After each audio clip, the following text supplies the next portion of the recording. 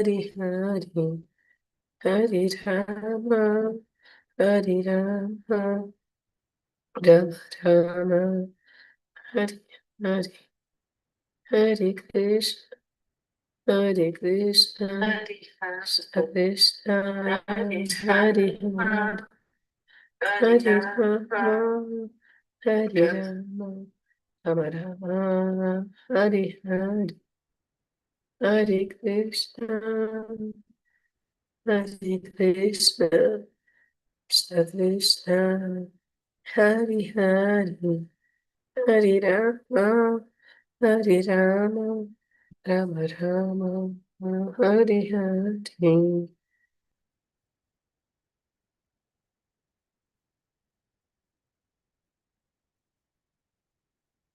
मध्याह्नतिमिरान्धस्य ज्ञानाञ्जनशलाकया चक्षुरुन्मिलितं येन तस्मै श्रीगुरुवे नमः। श्रीचैतन्यमनोभीष्टं स्थापितं येन भूतले स्वयं रूपः कदा मह्यं ददाति स्वपदान्तिकं वन्देऽहं श्रीगुरुं श्रीयुतपदकमलं श्रीगुरून् वैष्णवांश्च श्रीरूपं साग्रजातं सहगण रघुनाथान्वितं तं सजीवं साद्वैतं सावधूतं परिजनसहितं कृष्णचैतन्यदेवं श्रीराधाकृष्णपादान् सहगण ललिता श्रीविशाखान्वितांश्च कृष्ण करुणा सिंधु दीनबंधु जगत्पते गोपीश गोपिका कांता राधा कांता नमस्तुते तप्त कांचन गौरांगी राधे वृंदावनेश्वरी वृषभानुसुते देवी प्रणमामि हरिप्रिये वाञ्छाकल्पतरुश्च कृपा सिन्धुभ्यैव च पतितनां पावनेभ्यो वैष्णवेभ्यो नमो नमः। अनंतकोटि वैष्णववृंद की जय। नामाचार्य हरिदास ठाकुर। हरे कृष्ण कृष्ण कृष्ण हरे हरे हरे राम राम राम हरे हरे ಹರೇ ಕೃಷ್ಣ. ಎಲ್ಲರಿಗೂ ಶ್ರೀ ಶ್ರೀ ರಾಧಾ ಗೋವಿಂದ ಮಂಗಳೂರು ಇಸ್ಕಾನ್ನಿಂದ ಆಯೋಜಿಸಿರುವ 3ನೇ ಹಂತದ ಭಗವದ್ಗೀತೆಯ ಕಲಿಕೆ, ಅದರಲ್ಲಿ ಈಶೋಪನಿಷತ್ತಿನ ಮಂತ್ರ 14 ಕಲೀಲಿಕ್ಕೆ ಎಲ್ಲರಿಗೂ ಸ್ವಾಗತ. ಹರೇ ಕೃಷ್ಣ. ಹರೇ ಕೃಷ್ಣ ಮಾತಾಜಿ. ಹರೇ ಕೃಷ್ಣ ಪ್ರಭುಜಿ. ಸೊ ನೀವು ನಿನ್ನೆ 14ನೇ ಮಂತ್ರ ಕಲಿತಾ ಇದ್ರಿ, ಹೌದಲ್ವಾ? ಹೌದು ಮಾತಾಜಿ.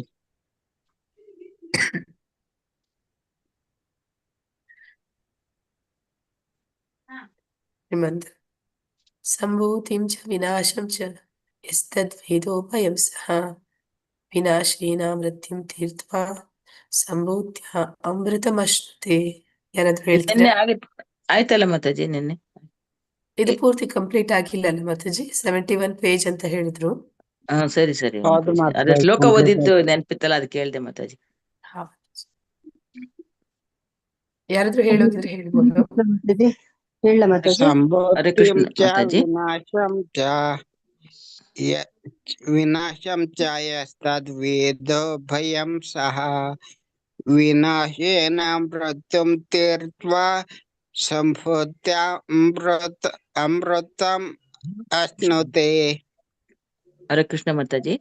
ಮಂತ್ರ ಹಾ 14. ಮಾತಾಜಿ. ಸಂಭೂತಿಂ ಚ ವಿನಾಶಂ ಚ ಯಸ್ತದ್ವೇದೋ ಭಯಂ ಸಹ ವಿನಾಶೇನ ಮೃತ್ಯುಂ ತೀರ್ತ್ವಾ ಸಂಭೂತ್ಯ ಅಮೃತಮಶ್ನುತೆ. ಹರೇ ಕೃಷ್ಣ ಮಾತಾಜಿ. ಹರೇ ಕೃಷ್ಣ ಮಾತಾಜಿ.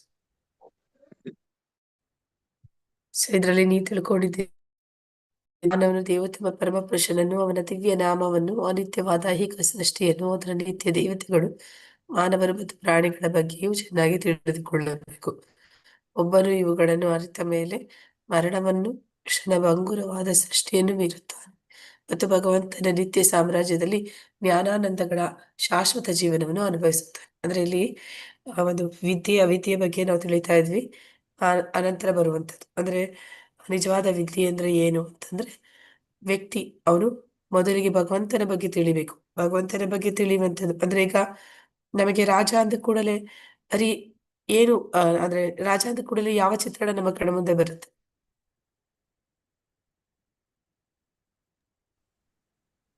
ಹರೇ ಕೃಷ್ಣ ಮಾತಾಜಿ. ಹಾ ಮಾತಾಜಿ, ರಾಜ ಅಂದ್ರೆ ನಮ್ಮ ಕಣ್ಣ ಮುಂದೆ ಎಂತಹ ಒಂದು ಚಿತ್ರಣ ಬರುತ್ತೆ? ಅದೇ ಮತ್ತೆ ಕ್ರೀಡ್ ಹಾಕೊಂಡು ರಾಜ್ಯವನ್ನ ಆಳ್ತಿರುವ ರಾಜ ಅಂತ ಹೇಳಿ ಬರುತ್ತೆ ಮತ್ತೆ. ರಾಜ ಅಂತಂದ್ರೆ ಅರಮನೆಯಲ್ಲಿ ಕೂತಿರ್ತಾನೆ, ಮತ್ತೆ ಅವನ ಪಕ್ಕದಲ್ಲಿ ಸೈನಿಕರು ಇರ್ತಾರೆ, ಮತ್ತೆ ಒಂದು ಮಂತ್ರಿ ಮಂಡಲವಿರುತ್ತೆ. ಹೀಗೆ ಒಂದು ಪೂರ್ತಿ ಒಂದು ಪರಿವಾರ ಅಲ್ಲಿ ಕಾಣುತ್ತೆ. ಹಾಗೆ ಭಗವಂತ ಅಂದ್ರೂ ಕೂಡ ಅದೇ ರೀತಿ. ಭಗವಂತ ಅಂದ್ರೆ ಬರೀ ಭಗವಂತನಲ್ಲ, ಅವನ ಭಕ್ತರು ಮತ್ತೆ ಅವನ ಭಕ್ತರ ಜೊತೆ ಅವನ ಸಂಬಂಧ ಇದೆಲ್ಲವೂ ಕೂಡ ಬರುತ್ತೆ. ಹಾಗೆ ಭಗವಂತ ಅಂತಂದ್ರೆ ಅವನು ಆಧ್ಯಾತ್ಮಿಕ ಜಗತ್ತಿಗೆ ಮಾತ್ರ ಒಡೆಯ ಅಲ್ಲ, ಅವನು ಭೌತಿಕ ಜಗತ್ತಿಗೂ ಮೂಲ ಕಾರಣ, ಸೃಷ್ಟಿಗೆ ಮೂಲ ಕಾರಣ ಅವನೇ. ಹಾಗೆ ಅವನಿಗೆ ಸಂಬಂಧಪಟ್ಟದೆಲ್ಲವನ್ನು ಕೂಡ ತಿಳ್ಕೊಳ್ಬೇಕು ಅನ್ನೋದನ್ನಲ್ಲಿ ಹೇಳ್ತಾ ಇದ್ದಾರೆ. ಅನಿತ್ಯವಾದ ಐಹಿಕ ಸೃಷ್ಟಿಯನ್ನ ಮತ್ತೆ ಅನಿತ್ಯವಾದ ದೇವತೆಗಳು, ಇಲ್ಲಿ ಐಹಿಕ ಜಗತ್ತಿನಲ್ಲಿ ದೇವತೆಗಳು ಕೂಡ ಅನಿತ್ಯ, ಮತ್ತೆ ಪ್ರಾಣಿಗಳು, ಮಾನವರು, ಇದೆಲ್ಲ ಅಂದ್ರೆ ಇಡೀ ಭಾಗವತದಲ್ಲಿ ಏನೆಲ್ಲ ಕೊಡ್ತಾರೆ ಅವೆಲ್ಲವನ್ನು ನಾವು ತಿಳಿದಿರ್ಬೇಕು ಅಂತ ಹೇಳಿ ಹೇಳ್ತಾ ಇದ್ದಾರೆ. ಇಷ್ಟೆಲ್ಲ ತಿಳಿದ ಮೇಲೆ ಆ ಒಂದು ಮರಣ ಅನ್ನುವಂಥದ್ದು ಕ್ಷಣಭಂಗುರವಾದ ಸೃಷ್ಟಿಯನ್ನು ಮೀರುತ್ತಾನೆ. ಅಂದ್ರೆ ಭಗವಂತ ಅವನಿಗೆ ಮರಣ ಅನ್ನುವಂಥದ್ದಿಲ್ಲ. ಈ ಸೃಷ್ಟಿಯ ಭೌತಿಕ ಜಗತ್ತಿನ ಒಂದು ಅಧೀನದಲ್ಲಿ ಅವನಿಲ್ಲ. ಮತ್ತೆ ಭಗವಂತ ನಿತ್ಯ ಸಾಮ್ರಾಜ್ಯದಲ್ಲಿ ಏನ್ ಮಾಡ್ತಾ ಇದ್ದಾನೆ? ಆನಂದ, ಜ್ಞಾನ, ಶಾಶ್ವತ ಜೀವನ, ಸಚ್ಚಿದಾನಂದ ಸ್ವರೂಪಿಯಾಗಿ ಅವನು ಅಲ್ಲಿ ಜೀವಿಸ್ತಿದ್ದಾನೆ ಅನ್ನೋದನ್ನ ನಾವು ತಿಳಿಬೇಕು. ಅದು ನಿಜವಾದ ಜ್ಞಾನ ಅಂತ ಅಲ್ಲಿ ಹೇಳ್ತಾ ಇದ್ದಾರೆ.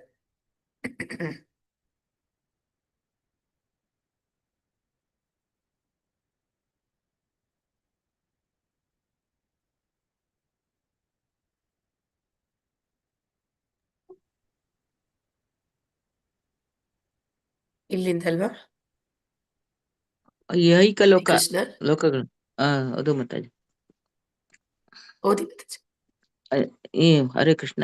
ಈ ಐಹಿಕ ಲೋಕಗಳಲ್ಲಿ ಬ್ರಹ್ಮನಿಂದ ಹಿಡಿದು ಇರುವೆಯವರೆಗೆ ಪ್ರತಿಯೊಬ್ಬರು ಐಹಿಕ ಪ್ರಕೃತಿಯ ಮೇಲೆ ಪ್ರಭುತ್ವ ಸಾಧಿಸಲು ಪ್ರಯತ್ನಿಸುತ್ತಿದ್ದಾರೆ.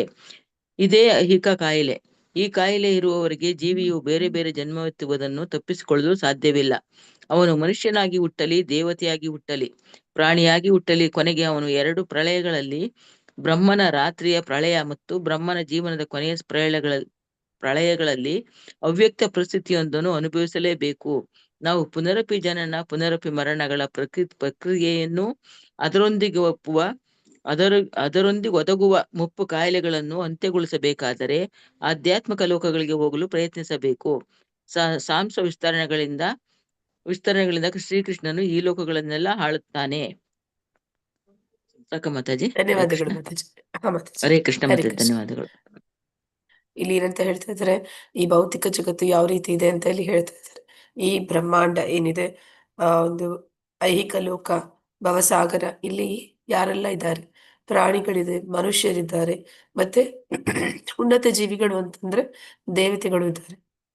ಆ ಇರುವೆಯಿಂದ ಹಿಡಿದು ಬ್ರಹ್ಮನವರೆಗೆ ಎಲ್ಲರೂ ಕೂಡ ಜೀವಾತ್ಮ ಅಂದ್ರೆ ಭಗವಂತನ ವಿಭಿನ್ನ ಅಂಶಗಳು. ಈ ಭೌತಿಕ ಜಗತ್ತಿಗೆ ಬಂದ ಮೇಲೆ ಇಲ್ಲಿ ಜನ್ಮ, ಮೃತ್ಯು, ಜರಾವ್ಯಾಧಿಯಿಂದ ಯಾರು ತಪ್ಪಿಸ್ಕೊಳ್ಳಿಕ್ಕೆ ಸಾಧ್ಯ ಇಲ್ಲ. ಸ್ವತಃ ಬ್ರಹ್ಮನು ಕೂಡ ತಪ್ಪಿಸ್ಕೊಳ್ಳಿಕ್ಕೆ ಸಾಧ್ಯ ಇಲ್ಲ. ಅದನ್ನೇ ಇಲ್ಲಿ ಹೇಳ್ತಾ ಇದ್ದಾರೆ.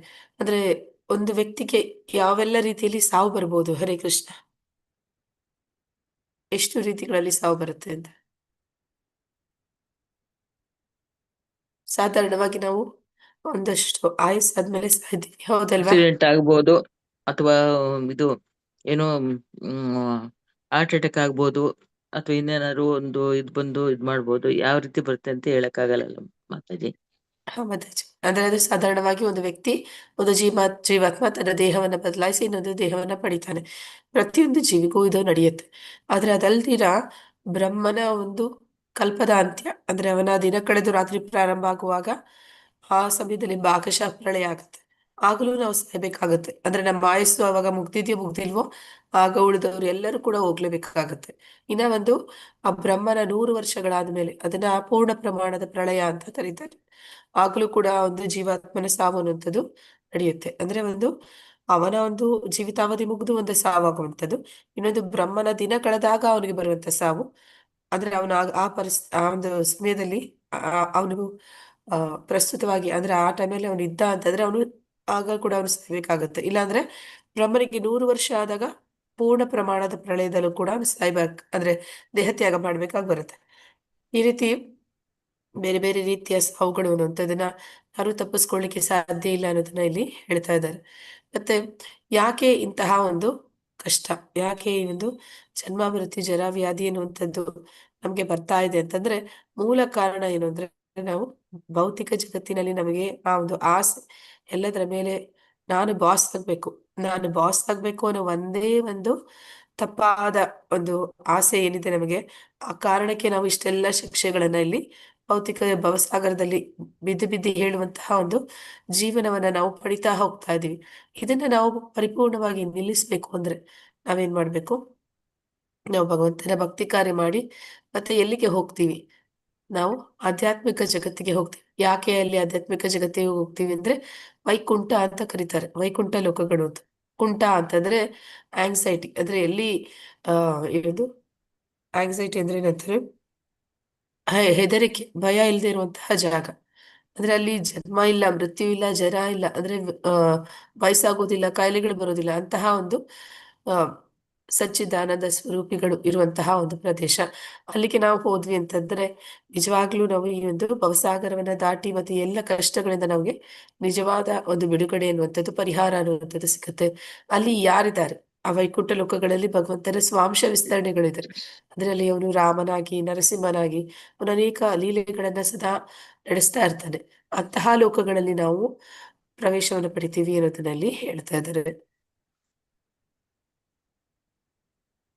ಹರೇ ಕೃಷ್ಣ. ಯಾರಾದ್ರೂ ಮುಂದುವರಿಸಿ. ಯಾರು ಕೃಷ್ಣನ ಮೇಲೆ ಅಧಿಕಾರ ಚಲಾಯಿಸಲಾರರು, ಬದ್ಧಾತ್ಮನೇ ಐಹಿಕ ಪ್ರಕೃತಿಯ ಮೇಲೆ ಅಧಿಕಾರ ಚಲಾಯಿಸಲು ಪ್ರಯತ್ನಿಸುವುದು. ಅವನು ಐಹಿಕ ಪ್ರಕೃತಿಯ ನಿಯಮಗಳಿಗೆ ಒಳಗಾಗಿ ಮತ್ತೆ ಮತ್ತೆ ಜನನ ಮರಣಗಳ ನರಳಾಟಕ್ಕೆ ಸಿಲುಕುತ್ತಾನೆ. ಭಗವಂತನು ಧರ್ಮದ ತತ್ವಗಳನ್ನು ಪುನಃ ಸ್ಥಾಪಿಸಲು ಇಲ್ಲಿ ಬರುತ್ತಾನೆ. ಅವನಿಗೆ ಶರಣಾಗತನಾಗುವ ಬುದ್ಧಿಯನ್ನು ಮೂಲಭೂತವಾಗಿ ಬೆಳೆಸಿಕೊಳ್ಳಬೇಕು. ಭಗವದ್ಗೀತೆಯಲ್ಲಿ 18.66 ಕೃಷ್ಣನ ಕೊನೆಯ ಉಪದೇಶ ಇದೆ. ಆದರೆ ಮೂರ್ಖರು ಈ ಮುಖ್ಯ ಉಪದೇಶಕ್ಕೆ ತಪ್ಪು ಅರ್ಥ ಕಲ್ಪಿಸಿ ಜನಸಾಮಾನ್ಯರನ್ನು ನಾನಾ ರೀತಿಯಲ್ಲಿ ತಪ್ಪುದಾರಿಗಳಿಗೆ ಎಳೆಯುತ್ತಿದ್ದಾರೆ. ಮುಂದಕ್ಕೆ ಹೋದ್ಲಾ ಮಾತಾಜಿ? ಮಾತಾಜಿನ ಇದೆ. ಆಸ್ಪತ್ರೆಗಳನ್ನು ತೆರೆಯಬೇಕೆಂದು ಒತ್ತಾಯಿಸುತ್ತಾರೆಯೇ ಹೊರತು ಭಕ್ತಿ ಸೇವೆಯಿಂದ ಆಧ್ಯಾತ್ಮಿಕ ಸಾಮ್ರಾಜ್ಯವನ್ನು ಸೇರಬೇಕೆಂದು ಶಿಕ್ಷಣ ನೀಡುವುದಿಲ್ಲ. ತಾತ್ಕಾಲಿಕ ಪರಿಹಾರ ಕಾರ್ಯದಲ್ಲಿ ಶಕ್ತಿ ವಹಿಸುವಂತೆ ಅವರಿಗೆ ಶಿಕ್ಷಣ ನೀಡಲಾಗಿದೆ. ಇದು ಎಂದೂ ಜೀವಿಗೆ ನಿಜವಾದ ಸಂತೋಷ ನೀಡದು.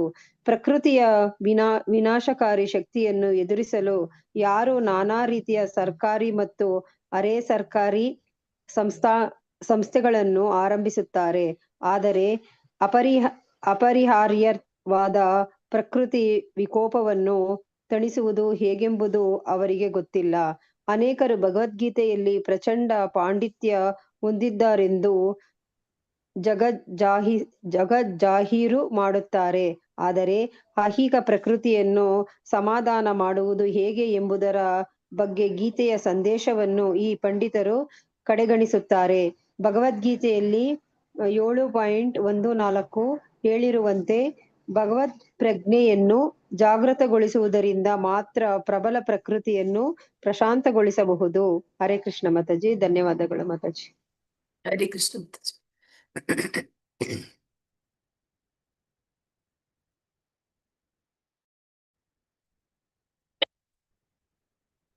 ಅಂದ್ರೆ ಕೃಷ್ಣನೇ ಎಲ್ಲದಕ್ಕೂ ಸರ್ವೋನ್ನತ, ಭೋಕ್ತಾರ ಯಜ್ಞ ತಪಸ ಸರ್ವಲೋಕ ಮಹೇಶ್ವರ. ಆದ್ರೆ ಎಲ್ಲದಕ್ಕೂ ಒಡೆಯ, ನಿಯಂತ್ರಕ ಎಲ್ಲವೂ ಕೂಡ ಕೃಷ್ಣನೇ ಆಗಿದ್ದಾನೆ. ಆದ್ರೆ ಬದ್ಧಾತ್ಮ ಏನಂತ ಇದ್ದಾನೆ? ನಾನು ಕೃಷ್ಣನ ಹಾಗೆ ಆಗ್ಬೇಕು ಅನ್ನುವಂತಹ ಒಂದು ಮನಸ್ಥಿತಿ ಇಟ್ಕೊಂಡಿದ್ದಾನೆ. ಅದರಿಂದ ಅವನಿಗೆ ಏನಾಗ್ತಿದೆ? ಮತ್ತೆ ಮತ್ತೆ ಈ ಭೌತಿಕ ಜಗತ್ತಿನಲ್ಲಿ ಹುಟ್ಟಿ ಸಾಯುವ ಪರಿಸ್ಥಿತಿ ಬರ್ತಾ ಇದೆ. ಆದ್ರೆ ಭಗವಂತ ಏನ್ ಹೇಳಿದ್ದಾನೆ? 18.66 ಶ್ಲೋಕದಲ್ಲಿ ಭಗವಂತ ಏನ್ ಹೇಳಿದ್ದಾನೆ? ಸರ್ವಧರ್ಮಾನ್ ಪರಿತ್ಯಜ್ಯ ಮಾಮೇಕಂ ಶರಣಂ ವ್ರಜ. ಹೇಳ ಮಾತಾಜಿ ಹಾ, ಶ್ಲೋಕ. ಹೇಳಿ ಮಾತಾಜಿ. ಸರ್ವಧರ್ಮಾನ್ ಪರಿತ್ಯಜ್ಯ ಮಾಮೇಕಂ ಶರಣಂ ವ್ರಜ ಅಹಂ ತ್ವಾಂ ಸರ್ವ ಪಾಪೇಭ್ಯೋ ಮೋಕ್ಷಯಿಷ್ಯಾಮಿ ಮಾ ಶುಚಃ. ಎಲ್ಲ ಧರ್ಮವನ್ನ ತ್ಯಜಿಸಿ ನನಗೆ ಶರಣಾಗತನಾಗು, ನಿನ್ನ ಎಲ್ಲಾ ಪಾಪಗಳನ್ನ ನಾಶ ಮಾಡುತ್ತೇನೆ, ಭಯಪಡಬೇಡ ಅಂತ ಹೇಳ್ತಾ ಇದ್ದಾರೆ ಮಾತಾಜಿ ಭಗವಂತ. ಧನ್ಯವಾದಗಳು ಮಾತಾಜಿ. ಇದು ಧನ್ಯವಾದ. ಕೃಷ್ಣನ ಭಗವದ್ಗೀತೆಯಲ್ಲಿ ಕೊಡುವಂತಹ ಕೊನೆಯ ಉಪದೇಶ. ಆದ್ರೆ ಯಾರು ಇಲ್ಲಿ ಮೂರ್ಖರು ಅಂತ ಕರೀತಾ ಇದ್ದಾರೆ, ಜನಸಾಮಾನ್ಯರು, ಅಂದ್ರೆ ಯಾರಿಗೆ ಈ ಒಡೆತನ ಮಾಡುವಂತಹ ಒಂದು ಭಾವ ಇದೆ, ಮತ್ತೆ ಮತ್ತೆ ಇವತ್ತು ಭೌತಿಕ ಜಗತ್ತಿನಲ್ಲಿ ಅಜ್ಞಾನದಿಂದ ಹುಟ್ಟಿ ಸಾಯುವ ಕಷ್ಟಗಳನ್ನ ತಗೊಳ್ಳುವಂತಹ ಪರಿಸ್ಥಿತಿಯಲ್ಲಿದ್ದಾರೆ, ಅಂತವರು ಈ ಉಪದೇಶ ಏನು ಭಗವಂತ ಕೊಟ್ಟಿದ್ದಾನೆ ಅದಕ್ಕೆ ತಪ್ಪಾದ ರೀತಿಯಲ್ಲಿ ಅರ್ಥಗಳನ್ನ ಕೊಡ್ತಾರೆ ಅಂತ ಹೇಳಿ ಹೇಳ್ತಾ ಇದ್ದಾರೆ. ಆ ರೀತಿ ಅವರು ತಪ್ಪು ದಾರಿಗೆ ಇತರರನ್ನು ಕೂಡ ಕರ್ಕೊಂಡು ಹೋಗ್ತಾರೆ ಅನ್ನೋದನ್ನಲ್ಲಿ ತಿಳಿಸ್ತಾ ಇದ್ದಾರೆ. ಅಂದ್ರೆ ಈ ಒಂದು ಉಪಧರ್ಮ ಅಂತ ಹೇಳ್ತಾರೆ. ಆಕ್ಚುಲಿ ಯಾವುದು ಒಳ್ಳೆಯ ಧರ್ಮ? ನಿಜ ಸರ್ವಧರ್ಮ ಪರಿತ್ಯಜ್ಯ ಅಂತ ಹೇಳ್ತಾ ಇದ್ದಾನಲ್ಲ ಭಗವಂತ, ಅದು ಯಾವ ಧರ್ಮ?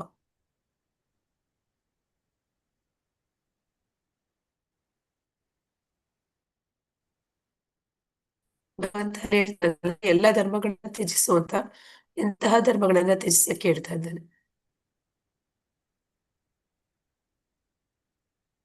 ಈಗ ಅನೇಕ ಜನ ಏನ್ ಮಾಡ್ತಾರೆ ಅಂತಂದ್ರೆ ತಾತ್ಕಾಲಿಕ ಉಪಶಮನ ಅಂತ ಕರೀತಾರೆ. ಈಗ ನಾವು ಒಬ್ಬ ಭಿಕ್ಷುಕನನ್ನ ನೋಡಿದ್ರೆ ಅವನ ಮೇಲೆ ನಮ್ಗೆ ಕರುಣೆ ಬರುತ್ತೆ. ನಮ್ಮ ಹತ್ರ ಇರುವಂತಹ ಒಂದು 10 ರೂಪಾಯಿ 5 ರೂಪಾಯಿ ಹತ್ರ ಕೊಡ್ತೀವಿ. ಅದು ಅವನಿಗೆ ನಿಜವಾಗ್ಲೂ ಪರಿಹಾರ ಸಿಕ್ಕಿದ ಹಾಗೆನಾ? ಶಾಶ್ವತವಾದ ಪರಿಹಾರ ಇಲ್ಲ ಸಿಗತ್ತಾ ಮಾತಾಜಿ, ಅವನಿಗೆ? ಇಲ್ಲ ಸಿಗಲ್ಲ ಇಲ್ಲ ಮಾತಾಜಿ. ಮಾತಾಜಿ. ಈ ಸರ್ವಧರ್ಮ ಅಂತಂದ್ರೆ ನನ್ಗೆ ಅರ್ಥ ಆಗಿದ್ದು ಮಾತಾಜಿ, ನಾವಿವಾಗ ತಕ್ಷಣ ಪರಿಹಾರಕ್ಕೆ ದೇವತೆಗಳನ್ನ ನಾವು ಇದ್ ಮಾಡ್ತೀವಲ್ಲ ಶರಣಾಗ್ತೀವಲ್ಲ, ಅದು ಅನಿಸ್ತು ಮಾತಾಜಿ ನನಗೆ. ಹಾ ಮಾತಾಜಿ, ಈ ಉಪಧರ್ಮ ಅಂತ ಹೇಳುವಂಥದ್ದು ಅಂದ್ರೆ ಸಮಾಜದಲ್ಲಿ ಯಾರ ಮೇಲಾದ್ರೂ ನಮಗೆ ಕರುಣೆ ಬಂದಾಗ ನಾವು ಅವ್ರಿಗೆ ಏನಾದ್ರೂ ಸಹಾಯ ಮಾಡುವಂಥದ್ದು. ಇಲ್ಲಿ ಹೇಳ್ತಾ ಇದ್ರೆ ಆಸ್ಪತ್ರೆ ಕಟ್ಟಿಸುವಂಥದ್ದು, ಅಥವಾ ಏನಾದ್ರೂ ಒಂದು ಹೆಣ್ಣು ಮಕ್ಕಳಿಗೆ ಅಥವಾ ಬಡ ಮಕ್ಕಳಿಗೆ, ಅನಾಥ ಮಕ್ಕಳಿಗೆ ಒಂದು ಅನಾಥಾಶ್ರಮ ಮಾಡುವಂಥದ್ದು, ಅಥವಾ ಅವ್ರಿಗೆ ಶಿಕ್ಷಣ ಕೊಡುವಂಥದ್ದು, ಇವೆಲ್ಲವೂ ಕೂಡ ಈ ಒಂದು ದೈಹಿಕ ದೇಹಕ್ಕೆ ಕೊಡುವಂತಹ ಒಂದು ಉಪಶಮನ ಅಷ್ಟೇ ಆಗ್ಬೋದೇ ಹೊರತು ಅವರ ಆತ್ಮಕ್ಕೆ ಉದ್ಧಾರ ಮಾಡ್ಲಿಕ್ಕೆ ಸಾಧ್ಯ ಇಲ್ಲ. ಅಂದ್ರೆ ಅವರು ಅಂತಹ ಒಂದು ಪರಿಸ್ಥಿತಿನಲ್ಲಿ ಯಾಕೆ ಬಂದಿದ್ದಾರೆ ಅಂತಂದ್ರೆ ಆತ್ಮದ ಹಿಂದಿನ ಕರ್ಮದ ಫಲವಾಗಿ ಅವ್ರಿಗೆ ಅದು ಸಿಗ್ತಾ ಇದೆ. ಆ ಕರ್ಮ ಬಂಧನದಿಂದ ನಾವು ಹೊರಗಡೆ ಬರ್ಬೇಕಂದ್ರೆ ಭಗವಂತ ಹೇಳ್ತಾ ಇದ್ದಾನೆ, ನನಗೆ ಶರಣಾಗತನಾಗು, ನೀನ್ ಇಂತಹ ಒಂದು ಕರ್ಮಗಳಲ್ಲಿ ಕಷ್ಟಗಳಲ್ಲಿ ಸಿಕ್ಕೋದಕ್ಕೆ ಕಾರಣ ನಿನ್ನ ಹಿಂದಿನ ಪಾಪಗಳು. ಆ ಪಾಪಗಳನ್ನ ನಾನು ತೆಗ್ದಾಕ್ತೀನಿ ಅಂತ ಹೇಳ್ತಾ ಇದ್ದಾನೆ. ಅಂತಹ ಪಾಪಗಳನ್ನ ಭಗವಂತನಿಗೆ ಶರಣಾಗತರಾದವರು ಕಳ್ಕೋತಾರೆ. ಅದಕ್ಕೆ ಇಲ್ಲಿ ಅದು ನಿಜವಾದ ಶಾಶ್ವತವಾದ ಒಂದು ಪರಿಹಾರ ಅದನ್ನ ಇಲ್ಲಿ ಹೇಳ್ತಾ ಇದ್ದಾರೆ. ನಿಜವಾದ ಸಂತೋಷ ಅದು ತಾತ್ಕಾಲಿಕವಾದ ಒಂದು ಆಸ್ಪತ್ರೆ ತೆಗೆಯೋದ್ರಿಂದ, ಶಿಕ್ಷಣ ನೀಡೋದ್ರಿಂದ, ಅನಾಥಾಶ್ರಮಗಳನ್ನ ಕಟ್ಟೋದ್ರಿಂದ ನಮಗೆ ನಿಜವಾಗ್ಲೂ ಸಿಗ್ಲಿಕ್ಕೆ ಸಾಧ್ಯ ಇಲ್ಲ. ಆದ್ರೆ ಅದನ್ನ ನಾವು ಹೇಗೆ ಅದಕ್ಕೆ ಇಲ್ಲಿ ಹೇಳ್ತಾ ಇದ್ದಾರೆ, ಸರ್ಕಾರಿ ಕೆಲಸಗಳು ಅಥವಾ ಅರೆ ಸರ್ಕಾರಿ ಕೆಲಸಗಳು ಇದನ್ನೆಲ್ಲ ಸಿಕ್ಬಿಟ್ರೆ ನಾವು ಅನ್ಕೊಳ್ತೀವಿ ನಮ್ಗೆ ಸಾಯೋವರೆಗೂ ಕೈ ತುಂಬಾ ಹಣ ಇರುತ್ತೆ ಅಂತ. ಹೌದಲ್ವಾ? ಹರೇ ಕೃಷ್ಣ, ಎಲ್ಲರೂ ಇಷ್ಟಪಡ್ತಾರಲ್ವಾ ಸರ್ಕಾರಿ ಕೆಲಸ ಬೇಕು ಅಂತ. ಹೌದು ಮಾತಾಜಿ. ಹೌದು ಮಾತಾಜಿ. ಆದ್ರೆ ಸರ್ಕಾರಿ ಕೆಲಸದಲ್ಲಿ ಇದ್ದವ್ರ ಜೀವನದಲ್ಲಿ ಯಾವುದೇ ಕಷ್ಟಗಳು ಬಂದಿಲ್ಲ ಅಂತನ? ಇಲ್ಲ, ಬರುತ್ತೆ, ಬರೋದಿಲ್ಲ, ಬಂದಿರುತ್ತೆ. ಬಂದೇ ಬರುತ್ತೆ. ಅದೆಲ್ಲವೂ ಕೂಡ ನಿಜವಾದ ಪರಿಹಾರ ಆಗೋದಕ್ಕೆ ಸಾಧ್ಯ ಇಲ್ಲ. ಆದ್ರೆ ನಿಜವಾದ ಪರಿಹಾರ ಅನ್ನುವಂಥದ್ದು ಯಾವುದು? ಈ ಪ್ರಕೃತಿ ವಿಕೋಪಗಳು, ಅಂದ್ರೆ ನಮ್ಗೆ ಬರುವಂತಹ 3 ರೀತಿಯ ಕ್ಲೇಶಗಳು: ಆದಿ ಭೌತಿಕ, ಆಧ್ಯಾತ್ಮಿಕ ಮತ್ತೆ ಆದಿ ದೈವಿಕ ಕ್ಲೇಶಗಳು. ಇವುಗಳಿಂದ ನಾವು ಹೇಗೆ ನಮ್ಮನ್ನ ನಾವು ಕಾಪಾಡ್ಕೊಳ್ಳೋಕೆ ಸಾಧ್ಯ? ಈ 3 ಕಷ್ಟಗಳಿಂದ ನಾವು ಹೊರಗಡೆ ಬರ್ಬೇಕು ಅಂತಂದ್ರೆ ಆಧ್ಯಾತ್ಮಿಕ ಭಗವಂತನ ಶರಣಾಗ್ಬೇಕು ಮಾತಾಜಿ ನಾವು. ಅದು 17ನೇ ಅಧ್ಯಾಯದಲ್ಲಿ ನೀವು ನೋಡಿರ್ತೀರಾ, ಈ ಭಗವದ್ಗೀತೆ 17ನೇ ಅಧ್ಯಾಯದಲ್ಲಿ ಏನಂತ ಹೇಳಿದ್ದಾರೆ. ಪ್ರತಿಯೊಬ್ಬರು ಕೂಡ, ಅಂದ್ರೆ ಎಂತದೇ ಮಹಾತ್ಮನಾದರೂ ಕೂಡ ಯಜ್ಞ ದಾನ ತಪಸ್ಸನ್ನ ಬಿಡಬಾರ್ದು ಅಂತ. ಯಜ್ಞ ಅಂದ್ರೆ ಏನು? ಹರೇ ಕೃಷ್ಣ, ಯಾವ್ದು ಯಜ್ಞ? ಯಜ್ಞ ಅಂದ್ರೆ ನಮ್ ಧರ್ಮ ಅಲ್ವಾ ಮಾತಾಜಿ, ಅದು ನಾವು ಇವಾಗ ಮಾಡೋ ಕೆಲಸನೂ ಆಗುತ್ತಲ್ಲ ಮಾತಾಜಿ. ಅದು ಇವಾಗ ಬೆಳಗ್ಗೆ ಎದ್ದು ಜಪ ಮಾಡೋದು ಅದೆಲ್ಲಾನು ಒಂದು ಯಜ್ಞನೇ ಆಗುತ್ತಲ್ಲ ಮಾತಾಜಿ, ದೇವ್ರ ಬಗ್ಗೆ. ಮತ್ತೆ ಯಜ್ಞ ಅಂತಂದ್ರೆ ಯಜ್ಞ ಪುರುಷನನ್ನ, ಅಂದ್ರೆ ದೇವೋತ್ತಮ ಪರಮ ಪುರುಷನನ್ನ ಸಂತೃಪ್ತಗೊಳಿಸುವಂತದ್ದು ಪ್ರತಿಯೊಂದು ಕೂಡ ಯಜ್ಞ ನೆನೆಸ್ಕೊಡುತ್ತೆ. ಅಂತಹ ಯಜ್ಞ ಮಾಡೋದ್ರಿಂದ, ಅಂದ್ರೆ ದೇವೋತ್ತಮ ಪರಮ ಪುರುಷ ಅಥವಾ ಯಜ್ಞ ಪುರುಷ ಅವನು ಸಂತೃಪ್ತನಾದ ಅಂದ್ರೆ ಎಲ್ಲ ದೇವತೆಗಳು ಕೂಡ ಅದರಿಂದ ಸಂತೋಷ ಪಡ್ತಾರೆ. ಎಲ್ಲ ದೇವತೆಗಳು ಸಂತುಷ್ಟರಾದ್ರು ಅಂದ್ರೆ ನಮ್ಗೆ ಯಾವುದೇ ಆದಿದೈವಿಕ ಕ್ಲೇಶಗಳು ಬರೋದಿಲ್ಲ. ಅದೇ ರೀತಿ ನಾವು ಈ ಒಂದು ಆದಿ ಭೌತಿಕ ಕ್ಲೇಶಗಳು ಅಂದ್ರೆ ಇತರ ಜೀವಿಗಳಿಂದ ನಮಗೆ ಕಷ್ಟಗಳು ಬರುತ್ತೆ. ಈಗ ನಮ್ಗೆ ಕೋಲ್ಡ್ ಆಗಿದೆ, ಅಥವಾ ಕೊರೋನಾ ಬರುತ್ತೆ, ಅಥವಾ ಮಲೇರಿಯಾ ಬರುತ್ತೆ, ಇನ್ಯಾವುದೋ ಒಂದು ಕಾಯಿಲೆ ಬರುತ್ತೆ ಅಂದ್ರೆ ಇನ್ನೊಂದು ಜೀವಿಯಿಂದ ನನಗೆ ಬರುವಂತದ್ದು. ಬ್ಯಾಕ್ಟೀರಿಯಾ, ಫಂಗಸ್, ಇದೆಲ್ಲ ಬೇರೆ ಬೇರೆ ಸಣ್ಣ ಸಣ್ಣ ಜೀವಿಗಳು, ಅವರಿಂದ ನಮ್ಗಾಗುವಂತಹ ಕಷ್ಟಗಳು. ಆ ಒಂದು ಕಷ್ಟಗಳಿಂದ ನಾವು ಪರಿಹಾರ ಸಿಗ್ಬೇಕು ಅಂತಂದ್ರೆ ಏನ್ ಮಾಡ್ಬೇಕು? ನಾಳೆ ಏಕಾದಶಿ, ಹರೇ ಕೃಷ್ಣ. ಎಷ್ಟೋ ಜನ ಉಪವಾಸ ಮಾಡ್ತಾ ಇದ್ದೀರಿ? ನಾವ್ ಮಾಡ್ತಾ ಇದ್ದೀನಿ ಮಾತಾಜಿ ನಾನು. ಹರಿಬೋಲ್ ಪ್ರಭುಜಿ. ಅಂದ್ರೆ ಏನಂತ ಹೇಳ್ತಾರೆ ಅಂದ್ರೆ ದಾನ ಮಾಡ್ಬೇಕು ಅಂತ ಹೇಳ್ತಾರೆ. ಭೌತಿಕ ಕ್ಲೇಶಗಳಿಂದ ನಮ್ಗೆ ಸಂಕಟಗಳಿಂದ ನಿವಾರಣಿಸಬೇಕು ಅಂತಂದ್ರೆ ಆದಿ ಭೌತಿಕ ಕ್ಲೇಶಗಳಿಂದ ನಾವು ಇತರ ಜೀವಿಗಳಿಗೆ ಸಹಾಯ ಮಾಡ್ಬೇಕು ಅಂತ. ಇತರ ಜೀವಿಗಳಿಗೆ ಈ ರೀತಿ ಆಸ್ಪತ್ರೆ ಕಟ್ಟಿಸುವಂತಹ ಸಹಾಯ ಅಥವಾ ಶಿಕ್ಷಣ ಕೊಡುವಂತಹ ಸಹಾಯ ಕೇಳ್ತಾ ಇಲ್ಲ. ಅವರಿಗೆ ಆಧ್ಯಾತ್ಮಿಕವಾಗಿ ಪ್ರಗತಿ ಸಿಗೋದಕ್ಕೆ ನಾವು ಏನ್ ಮಾಡ್ಬೇಕು, ಆಧ್ಯಾತ್ಮಿಕ ಸೆಂಟರ್ಸ್, ಒಂದು ಕೇಂದ್ರಗಳು ಅದು ಹೆಚ್ಚಬೇಕು. ಅಂದ್ರೆ ಭಗವಂತನ ಒಂದು ದೇವಸ್ಥಾನಗಳು ಹೆಚ್ಚಾಗ್ಬೇಕು, ಅಲ್ಲಿ ಭಕ್ತಿ ಕಾರ್ಯಗಳು ಹೆಚ್ಚಾಗ್ಬೇಕು. ಹಾಗೆ ನಾವು ಭಗವಂತನ ದೇವಸ್ಥಾನದಲ್ಲಿ ಭಕ್ತಿ ಕಾರ್ಯಗಳು ಮುಂದುವರಿಯೋದಕ್ಕೆ ದಾನಗಳನ್ನು ಕೊಡುವಂಥದ್ದು. ಆ ರೀತಿ ಮಾಡೋದ್ರಿಂದ ಏನಾಗುತ್ತೆ, ಆದಿ ಭೌತಿಕ ಕ್ಲೇಶಗಳು ಹೋಗುತ್ತೆ. ಮತ್ತೆ ಆಧ್ಯಾತ್ಮಿಕ ಕ್ಲೇಶಗಳು ಅಂದ್ರೆ ನನ್ನ ದೇಹದಲ್ಲಿ ಉತ್ಪತ್ತಿಯಾಗುವಂಥದ್ದು ಅಥವಾ ನನ್ನ ಮನಸ್ಸಿನಲ್ಲಿ ಉತ್ಪತ್ತಿಯಾಗುವಂತಹ ಕಷ್ಟಗಳು. ಅದರಿಂದ ನಾನು ಹೊರಗಡೆ ಬರ್ಬೇಕಂದ್ರೆ ಏನ್ ಮಾಡ್ಬೇಕು, ಯಜ್ಞ, ದಾನ, ತಪಸ್ಸು. ತಪಸ್ಸು ಅಂತಂದ್ರೆ ಏನು, ನನಗೆ ಕಷ್ಟ ಅನ್ಸಿದ್ರು ಕೂಡ ಅದನ್ನ ಏನಂತ ಹೇಳ್ತಾರೆ, ವಾಲಂಟಿಯರ್ ಆಗಿ ಅದನ್ನ ನಾನು ಸ್ವೀಕಾರ ಮಾಡ್ತಿದ್ದೆ ಆ ಕಷ್ಟನ. ಯಾಕೆ ಅಂತಂದ್ರೆ ಅದರ ಫಲ ಅದು ಒಳ್ಳೇದಾಗಿರುತ್ತೆ. ಈಗ ನಾಳೆ ಏಕಾದಶಿ ಇದೆ, ನೀವು ಉಪವಾಸ ಮಾಡೋದ್ರಿಂದ ಏನಾಗುತ್ತೆ, ನಿಮಗೆ ಯಾವ್ದಾದ್ರು ದೈಹಿಕವಾಗಿ ಅಥವಾ ಮಾನಸಿಕವಾಗಿ ಕಾಯಿಲೆಗಳಿದ್ರೆ ಅದು ಕಡಿಮೆ ಮಾಡುತ್ತೆ. ಅಂದ್ರೆ ನಾವಿವಾಗ ಅನೇಕ ಕಾಯಿಲೆಗಳು ನಮ್ಮಲ್ಲಿ ಹೆಚ್ಚಾಗೋದಕ್ಕೆ ಕಾರಣ ನಮ್ಮಲ್ಲಿ ಆಗುವಂತಹ ವ್ಯತ್ಯಾಸಗಳು, ವಾತ, ಪಿತ್ತ, ಕಫ, ಇದರಿಂದ ಬರುವಂಥದ್ದು. ಯಾವಾಗ ನಾವು ಉಪವಾಸಗಳನ್ನ ಮಾಡ್ತೀವಿ ಆಗ ಅವುಗಳನ್ನ ಉಪಶಮನ ಮಾಡೋದಕ್ಕೆ ಸಾಧ್ಯ ಆಗುತ್ತೆ. ಇದೆಲ್ಲವೂ ಕೂಡ 3 ರೀತಿಯಲ್ಲಿ ನಾವು ಒಂದು ಕ್ಲೇಶ, ಏನು ಕಷ್ಟಗಳು ಬರುತ್ತೆ ಅದನ್ನ ನಾವು ಕಡಿಮೆ ಮಾಡೋದಕ್ಕೆ ಸಾಧ್ಯ ಇದೆ. ಆದ್ರೆ ಆ ರೀತಿ ಮಾಡ್ದಿರಾ ನಾವೇನ್ ಮಾಡ್ತೀವಿ, ಒಂದು ತಾತ್ಕಾಲಿಕ ಉಪಶಮನ ಸಿಕ್ಕಿದ್ರೆ ಸಾಕು ಅಂತ ಹೇಳಿ ಅದಕ್ಕೆ ಆ ಸಮಯಕ್ಕೆ ಆ ಕಷ್ಟದಿಂದ ನಾನು ಜಾರ್ಕೊಂಡ್ರೆ ಸಾಕು ಅನ್ನೋ ರೀತಿಯಲ್ಲಿ ನಾವು ಯೋಚನೆ ಮಾಡ್ತೀವಿ. ಅದನ್ನ ಇಲ್ಲಿ ಹೇಳ್ತಾ ಇದ್ದಾರೆ. ಈ ಒಂದು ಜ್ಞಾನವನ್ನು ಪಡೆದಂತ ಅನೇಕ ಜನ ಜ್ಞಾನಿಗಳಿದ್ದಾರೆ. ಅವರು ಸಂಸ್ಕೃತವನ್ನ ತಿಳಿದಿದ್ದಾರೆ, ಮತ್ತೆ ಅವರಿಗೆ ಶ್ಲೋಕಗಳು ತುಂಬಾ ಸುಲಲಿತವಾಗಿ ಅವರಿಗೆ ಹೇಳಲಿಕ್ಕೆ ಬರುತ್ತೆ, ಮತ್ತೆ ತುಂಬಾ ಪಾಂಡಿತ್ಯ ಅವ್ರಿಗೆ ಗೊತ್ತಿದೆ ಅಂತ ತಿಳ್ಕೊತಾರೆ. ಆದ್ರೆ ಅವರು ಯಾವತ್ತೂ ಕೂಡ ಈ ಒಂದು ಪ್ರಕೃತಿಯನ್ನ ಹೇಗೆ ಸಮಾಧಾನ ಮಾಡುವಂಥದ್ದು ಅನ್ನೋದನ್ನ ಇಲ್ಲಿ ಭಗವದ್ಗೀತೆಯ ಸಂದೇಶ ಏನ್ ಹೇಳ್ತಾ ಇದ್ದಾನೆ ಭಗವಂತ 7.14 ಹರೇ ಕೃಷ್ಣ.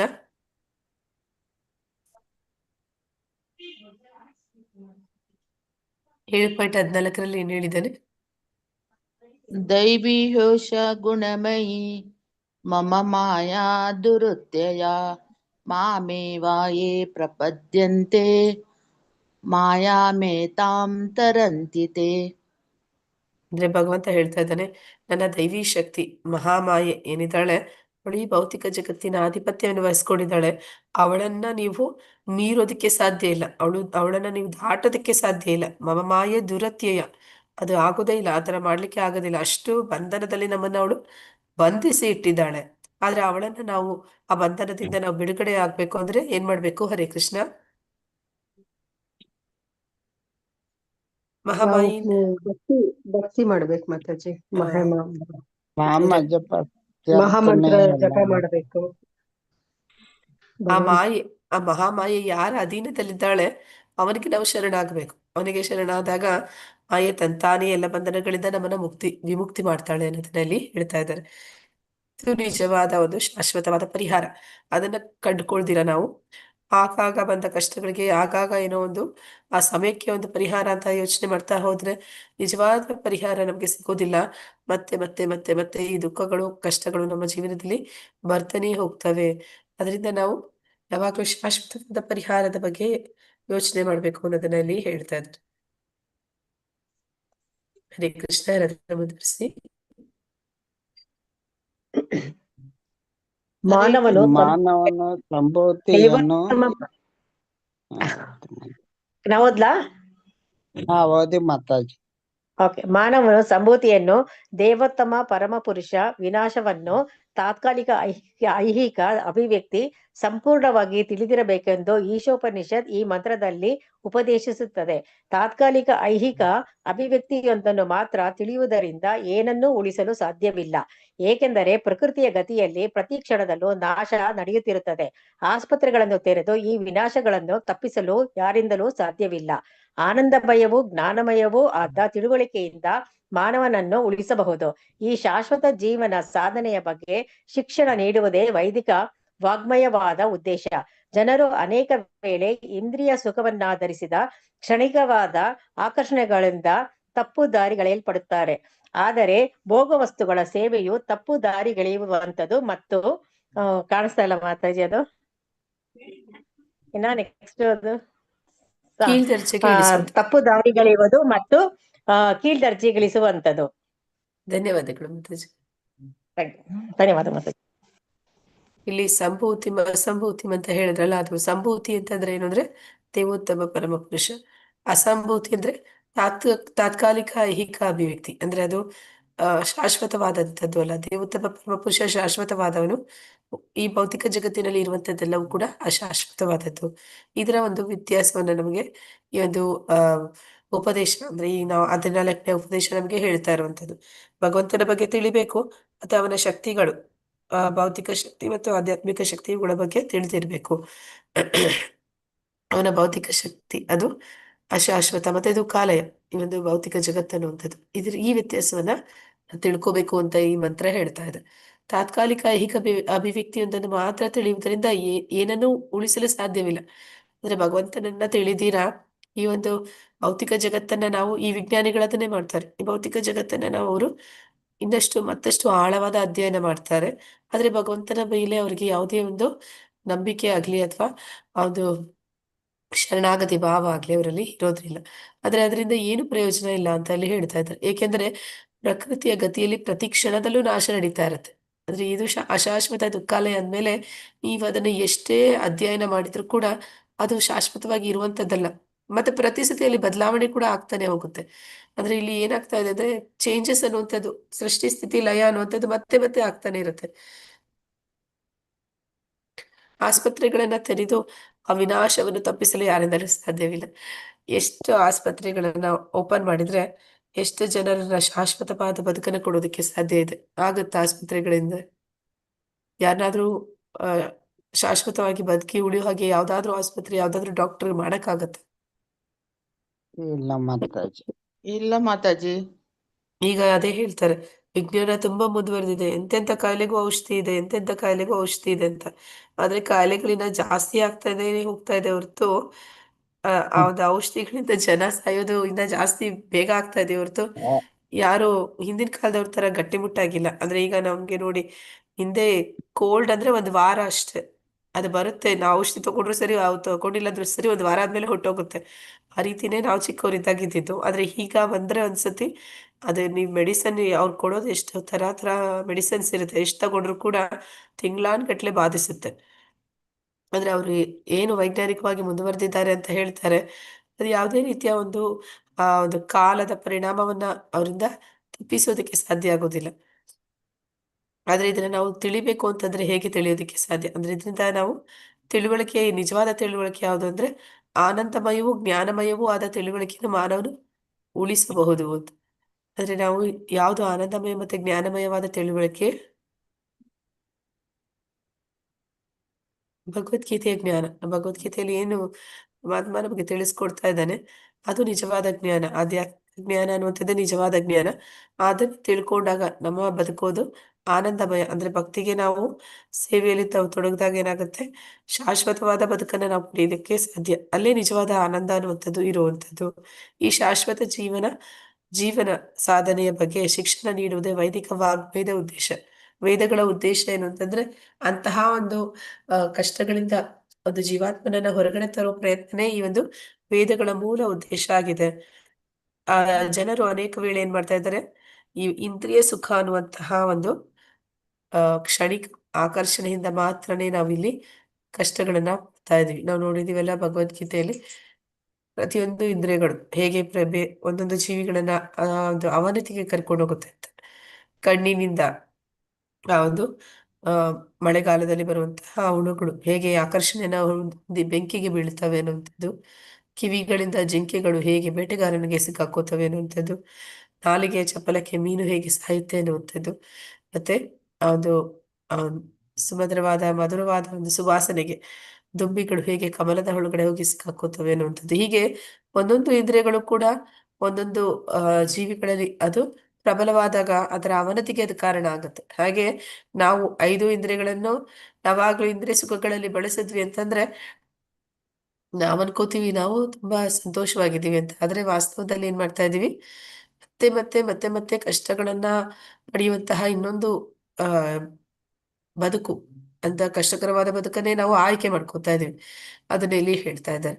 ಆದ್ರೆ ಭೋಗ ವಸ್ತುಗಳ ಸೇವೆಯು ತಪ್ಪು ದಾರಿಗೆ ಎಳೆಯುವಂಥದ್ದು ಮತ್ತೆ ಕೀಳ್ ದರ್ಜೆಯಂಥದ್ದು. ಅಂದ್ರೆ ಈಗ ನಾವು ಯಾರ ಹತ್ರನಾದ್ರೂ ಹೊರಗಡೆ ಜನರ ಹತ್ರ ಹೋಗಿ ಭೋಗ ಮಾಡಬೇಡಿ, ನಿಮ್ಗೆ ಎಂಜಾಯ್ಮೆಂಟ್ ಅಂತ ಸಿಗ್ತಾ ಇದೆ ಅಂತ ನಾಲಿಗೆ ಚಪ್ಪಲದ ಊಟ ಮಾಡಬೇಡಿ, ಅಥವಾ ನಿಮ್ಗೆ ಎಂಜಾಯ್ಮೆಂಟ್ ಸಿಗ್ತಾ ಇದೆ ಅಂತ ಮೂವಿ ಅಥವಾ ಇನ್ನೊಂದು ಟಿವಿ ಪ್ರೋಗ್ರಾಮ್ಸ್ ನೋಡ್ಬೇಡಿ ಅಂದ್ರೆ ನೋಡ್ತೀರಾ ಇರ್ತಾರ ಹರಿಕೃಷ್ಣ? ಆಗುತ್ತ ಅವ್ರ ಕೈಲಿ? ಇಲ್ಲ ಮಾತಾಜಿ, ಅವ್ರು ಇರೋದಿಲ್ಲ ನೋಡ್ದಿರ. ಆದ್ರೆ ಅವ್ರಿಗೆ ಆ ಇಷ್ಟೆಲ್ಲ ಅದ್ರಿಂದ ಏನೆಲ್ಲ ತೊಂದರೆಗಳಾಗ್ತಾ ಇದೆ ಅನ್ನೋ ಅಂತ ಏನಾದ್ರೂ ಅರಿವಿದೆಯಾ? ಏನಾಗ್ತಿದೆ, ಅವ್ರು ಏನ್ ಇಲ್ಲ ಮಾಡ್ತಾ ಮಾತಾಜಿ, ಇದ್ದಾರೆ? ಇರಲ್ಲ ಮಾತಾಜಿ ಅವ್ರಿಗೆ. ಅವ್ರು ಎಂಜಾಯ್ ಮಾಡ್ತಾ ಇರ್ತಾರ ಅಷ್ಟೇ. ಇರೋದೊಂದೇ ಲೈಫು, ನಾವ್ ಎಂಜಾಯ್ ಮಾಡ್ಬೇಕು ಅಷ್ಟೇ ಹೇಳ್ತಾರ ಅವ್ರು. ಅಂದ್ರೆ ಈ ಒಂದು ಬೆಂಕಿಗೆ ಹೋಗಿ ಬೀಳ್ತಾ ಇರೋ ಹುಳಗಳ ಹಾಗೆ ಈಗ ನಾನು ಈ ತರ ಇರ್ತೇನೆ, ಮುಂದೆ ಅವ್ರಿಗೆ ಮತ್ತೆ ಮನುಷ್ಯ ಜನ್ಮನೇ ಸಿಗುತ್ತಾ? ಹೇಳಕ್ಕಾಗುತ್ತಾ ಮತ್ತೆ ಮನುಷ್ಯರಾಗಿ ಹುಟ್ಟತಾರೆ ಅಂತ? ಇಲ್ಲ ಮಾತಾಜಿ. ಮತ್ತೆ ಯಾವ್ದೋ ಪ್ರಾಣಿ ಆಗೋ, ಹುಳುವಾಗೋ, ಇನ್ನೇನೋ ಆಗಿ ಹುಟ್ಟುತ್ತಾರೆ. ಆದ್ರೆ ಅದು ಸುಖಕರವಾದ ಬದುಕಾಗತ್ತಾ? ನಿಜವಾಗ್ಲೂ ಅದು ಒಳ್ಳೆ ಜೀವನನ, ಒಳ್ಳೆ ಜನ್ಮನ?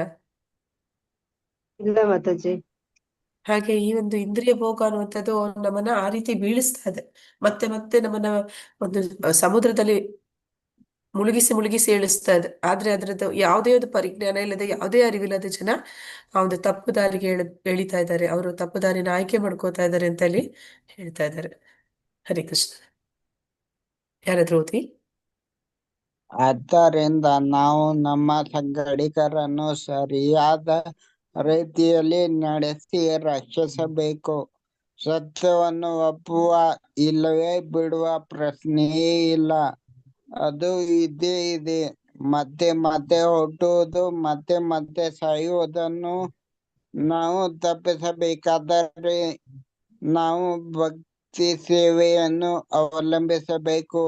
ಇದಕ್ಕೆ ರಾಜಿ ಸೂತ್ರವಿಲ್ಲ, ಏಕೆಂದರೆ ಇದು ಅತ್ಯವಶ್ಯಕ. ಹರೇ ಕೃಷ್ಣ ಮಾತಾಜಿ. ಹರೇ ಕೃಷ್ಣ ಪ್ರಭುಜಿ. ಅಂದ್ರೆ ಇಲ್ಲಿ ಏನಂತ ಹೇಳ್ತಾ ಇದ್ದಾರೆ, ಭಕ್ತಿ ಅನ್ನುವಂಥದ್ದು ನಮ್ಗೆ ಆಯ್ಕೆ ಅಲ್ಲ. ನೀವು ಆ ವೇದಾಧ್ಯಯನ ಮಾಡಿ, ನೀವು ಅಷ್ಟಾಂಗ ಯೋಗ ಮಾಡಿ, ನಿಮ್ಗೆ ಯಾವ್ದ್ರಲ್ಲಿ ಇಂಟ್ರೆಸ್ಟ್ ಇದೆ ಅದರಲ್ಲಿ ಯಾವ್ದಾದ್ರು ಒಂದು ಚೂಸ್ ಮಾಡಿ, ಅಥವಾ ಯಾವ್ದಾದ್ರು ಒಂದು ಕರ್ಮಕಾಂಡಿ ಯಜ್ಞಗಳನ್ನ ಮಾಡಿ, ದಾನ ತಪಸ್ಸುಗಳನ್ನ ಮಾಡಿ ಅಂತ ನಮ್ಗೆ ಯಾವ್ದಾದ್ರು ಮಾಡಿ ಅಂತ ಇಲ್ಲಿ ಆಯ್ಕೆ ಇಲ್ಲ. ನಮ್ಗೆ ಈ ಒಂದು ಕಷ್ಟಗಳಿಂದ ನಮ್ಗೆ ಬಿಡುಗಡೆ ಬೇಕೇ ಬೇಕು ಅನ್ನೋದೇ ಆದ್ರೆ ಭಕ್ತಿ ಅನ್ನುವಂಥದ್ದು ಅನಿವಾರ್ಯ. ನೀವು ಭಕ್ತಿ ಸೇವೆ ಮಾಡ್ಲೇಬೇಕು, ಬೇರೆ ಯಾವುದೇ ಒಂದು ಉಪಾಯ ಇಲ್ಲ. ಅದನ್ನೇ ಇಲ್ಲಿ ಹೇಳ್ತಾ ಇದ್ದಾರೆ. ಅದೇ ನಮ್ಮನ್ನ ನಿಜವಾಗ್ಲೂ ರಕ್ಷಣೆ ಮಾಡೋದಕ್ಕೆ ಸಾಧ್ಯ. ಅದರಿಂದ ಮಾತ್ರ ನಮಗೆ ರಕ್ಷಣೆ ಸಿಗೋದಕ್ಕೆ ಸಾಧ್ಯ. ಅಂದ್ರೆ ಇಲ್ಲಿ ಏನಂತ ಹೇಳ್ತಾ ಇದ್ದಾರೆ, ನಾವು ಅದನ್ನ, ಈ ಒಂದು ಸತ್ಯವನ್ನ ಅನೇಕ ಜನ ಅವರು ಒಪ್ಪದೆ ಹೋಗ್ಬೋದು, ಅಥವಾ ನೀವು ಒಪ್ಪಿದ್ರು ಸರಿ ಒಪ್ಪಿಲ್ಲದ್ರೂ ಸರಿ, ಅಲ್ಲಿ ವ್ಯತ್ಯಾಸ ಇಲ್ಲ. ನೀವು ಒಪ್ಪಿದ್ದೀರಾ ಅನ್ನೋದಕ್ಕೋಸ್ಕರ ನಿಮ್ಗೊಂದು ಬೇರೆ ನ್ಯಾಯ, ನೀವು ಒಪ್ಪಿಲ್ಲ ಅಂದ್ರೆ ನಿಮ್ಗೆ ಬೇರೆ ನ್ಯಾಯ ಅಲ್ಲ. ಅಂದ್ರೆ ಈಗ ಬೆಂಕಿ ಅನ್ನುವಂಥದ್ದನ್ನ ದೊಡ್ಡ ವ್ಯಕ್ತಿ, ಅಂದ್ರೆ ವಯಸ್ಸಾದ ವ್ಯಕ್ತಿ ಹೋಗಿ ಮುಟ್ಟಿದ್ರೆ ಸುಡುತ್ತಾ ಇಲ್ವಾ? ಸುಡುತ್ತೆ ಮಾತಾಜಿ. ಬೆಂಕಿ ಅದು ಕೊಣತಾನ್ಮನೆ ಸುಡೋದಲ್ಲ ಮಾತಾಜಿ. ಹಾ ಪ್ರಭುಜಿ. ಯಾರು ಒಂದು ಮುಟ್ಟಿದ್ರು ಸುಟ್ಟು ಹೋಗುತ್ತದೆ. ಆ ಒಂದು ಪುಟ್ಟ ಮಗು ಗೊತ್ತಿಲ್ಲ ಅದಕ್ಕೆ ಬೆಂಕಿ ಅಂದ್ರೆ ಏನಂತ, ಅದು ಹೋಗಿ ಮುಟ್ಟಿದಾಗ ಬೆಂಕಿ ಹೇಳುತ್ತಾ, ಓ ಇವ್ನಿಗೆ ಗೊತ್ತಿಲ್ಲ, ಈ ಪುಟ್ಟ ಮಗು ಇದು ಬಂದಾಗ ನಾನು ಸುಡಬಾರ್ದು ಅಂತ ಹೇಳುತ್ತಾ? ಇಲ್ಲ ಮಾತಾಜಿ. ಹಾಗೆ ಇದು ಕಟು ಸತ್ಯ, ಇದು ತುಂಬಾ ಕಟು ಸತ್ಯ. ಯಾರು ಇಂದ್ರಿಯ ಭೋಗದಲ್ಲಿ ತೊಡಗಿದ್ದಾರೆ ಅವ್ರಿಗೆ ಕರ್ಮ ಬಂಧನ, ಆ ಕರ್ಮ ಬಂಧನದಿಂದ ಮತ್ತೆ ಮತ್ತೆ 84 ಲಕ್ಷ ಯೋನಿಗಳಲ್ಲಿ ಮತ್ತೆ ಮತ್ತೆ ಹುಟ್ಟು ಸಾಯುವಂಥದ್ದು, ಅದು ಅದು ಆ ಕಹಿ ಸತ್ಯ. ಅದನ್ನ ನಾವು ಒಪ್ಪಿದ್ರು ಸರಿ ಒಪ್ಪಿಲ್ಲ ಅಂದ್ರೂ ಸರಿ, ಎಲ್ಲರ ಜೀವನದಲ್ಲಿ ಅದು ನಡೆಯುತ್ತೆ. ಆದ್ರೆ ಇದಕ್ಕೆ ನಮ್ಗೆ ಪರಿಹಾರ ಅಂತಂದ್ರೆ ಅದು ಭಕ್ತಿ ಮಾತ್ರ, ಬೇರೆ ದಾರಿ ಇಲ್ಲ ಅನ್ನೋದನ್ನಲ್ಲಿ ಈ ಮಂತ್ರದ ಒಂದು ಕೊನೆಯಲ್ಲಿ ಭಾವಾರ್ಥದಲ್ಲಿ ಪ್ರಭುಪಾದರು ನಮ್ಮೆಲ್ಲರಿಗೂ ಕೂಡ ತಿಳಿಸ್ಕೊಡ್ತಾ ಇದ್ದಾರೆ. ಹರೇ ಕೃಷ್ಣ. ಅಂದ್ರೆ ಈ ಒಂದು ಮಂತ್ರದಲ್ಲಿ ನಾವು ಏನನ್ನ ತಿಳ್ಕೊಂಡ್ವಿ ಇವತ್ತು?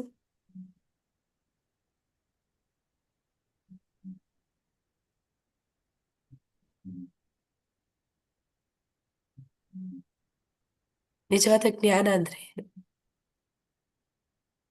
ಭಗವಂತನ ಆರಾಧನೆ ಮಾಡೋದು, ಭಕ್ತಿ ಮಾರ್ಗದಲ್ಲಿ ಹೋಗೋದು ನಿಜವಾದ ಜ್ಞಾನ ಮಾತಾಜಿ. ಯಾರು ಪರಮನು ಅಂತ ತಿಳ್ಕೊಂಡಿರೋದು, ಪರಮ ಸತ್ಯ ಯಾವುದು ಅಂತ ತಿಳ್ಕೊಳ್ಳೋದೇ ನಿಜವಾದ ಜ್ಞಾನ ಮಾತಾಜಿ. ಯಾವುದು ಶಾಶ್ವತ, ಯಾವುದು ಅಶಾಶ್ವತ, ಅದರ ವ್ಯತ್ಯಾಸ ತಿಳ್ಕೋಬೇಕು. ಅಂದ್ರೆ ಭಗವಂತನ ತಿಳಿಯುವಾಗ ಅದು ಸಂಭೂತಿ. ಅಸಂಭೂತಿ ಅಂತಂದ್ರೆ ಯಾವುದು ಶಾಶ್ವತವಾದದ್ದು, ಅದನ್ನು ಕೂಡ ನಮಗೆ ಗೊತ್ತಿರಬೇಕು. ಆ ಶಾಶ್ವತವಾದದ್ದು ನಾನು ಯಾಕೆ ಪಡಿತಾ ಇದ್ದೀನಿ ಅನ್ನುವಂತಹ ಒಂದು ಪರಿಜ್ಞಾನ ನಮ್ಮಲ್ಲಿ ಇರಬೇಕು. ಆ ಜ್ಞಾನವನ್ನ ಬೆಳೆಸ್ಕೊಂಡು ಏನ್ ಮಾಡ್ಬೇಕು, ನಾವು ಜಾಗೃತರಾಗಬೇಕು. ಜಾಗೃತರಾಗಿ ನಾವು ಇದರಿಂದ ತಪ್ಪಿಸ್ಕೊಳ್ಳೋದಕ್ಕೆ ಯಾವ ಬೇರೆ ಯಾವುದೇ ಯೋನಿಗಳಲ್ಲಿ ಬೇರೆ ಯಾವುದೇ ಜೀವಿಗಳಿಗೂ ಅದು ಸಾಧ್ಯ ಇಲ್ಲ. ಆ ಒಂದು ಅಮೂಲ್ಯವಾದ ಅವಕಾಶ ಮನುಷ್ಯ ಜನ್ಮದಲ್ಲಿ ಮಾತ್ರ ಸಿಗುವಂಥದ್ದು. ಆ ಒಂದು ಮನುಷ್ಯ ಜನ್ಮ ಸಿಕ್ಕಾಗ ಅದನ್ನ ನಾವು ಬಳಸ್ಕೊಂಡು ಈ ಒಂದು ಭವಸಾಗರವನ್ನ ದಾಟಬೇಕು ಅನ್ನೋದೇ ಇಲ್ಲಿ ಹೇಳ್ತಾ ಇರುವಂಥದ್ದು. ಅದಕ್ಕಿರುವಂತಹ ಒಂದೇ ಉಪಾಯ ಅಂದ್ರೆ ಭಗವಂತನ ಭಕ್ತಿ ಕಾರ್ಯದಲ್ಲಿ ತೊಡಗುವಂಥದ್ದು. ಇಲ್ಲ ಅಂತಂದ್ರೆ ನಾವು ಮತ್ತೆ ನಾಳೆ ಇರುವೆಯಾಗಿಯೋ ಅಥವಾ ಇನ್ಯಾವುದೋ ಹುಳುವಾಗಿ ಹುಟ್ಟಬಹುದು. ಅದನ್ನ ನಾವು ಅರ್ಥಕೊಂಡು ಅಲ್ಲಿಂದ ನಾವು ಅಂತಹ ಒಂದು ಅಪಾಯದಿಂದ ನಮ್ಮನ್ನು ನಾವು ರಕ್ಷಿಸ್ಕೋಬೇಕು ಅನ್ನೋದನ್ನ ಇಲ್ಲಿ ಹೇಳ್ತಾ ಇದ್ದಾರೆ. ಮಂತ್ರ 15.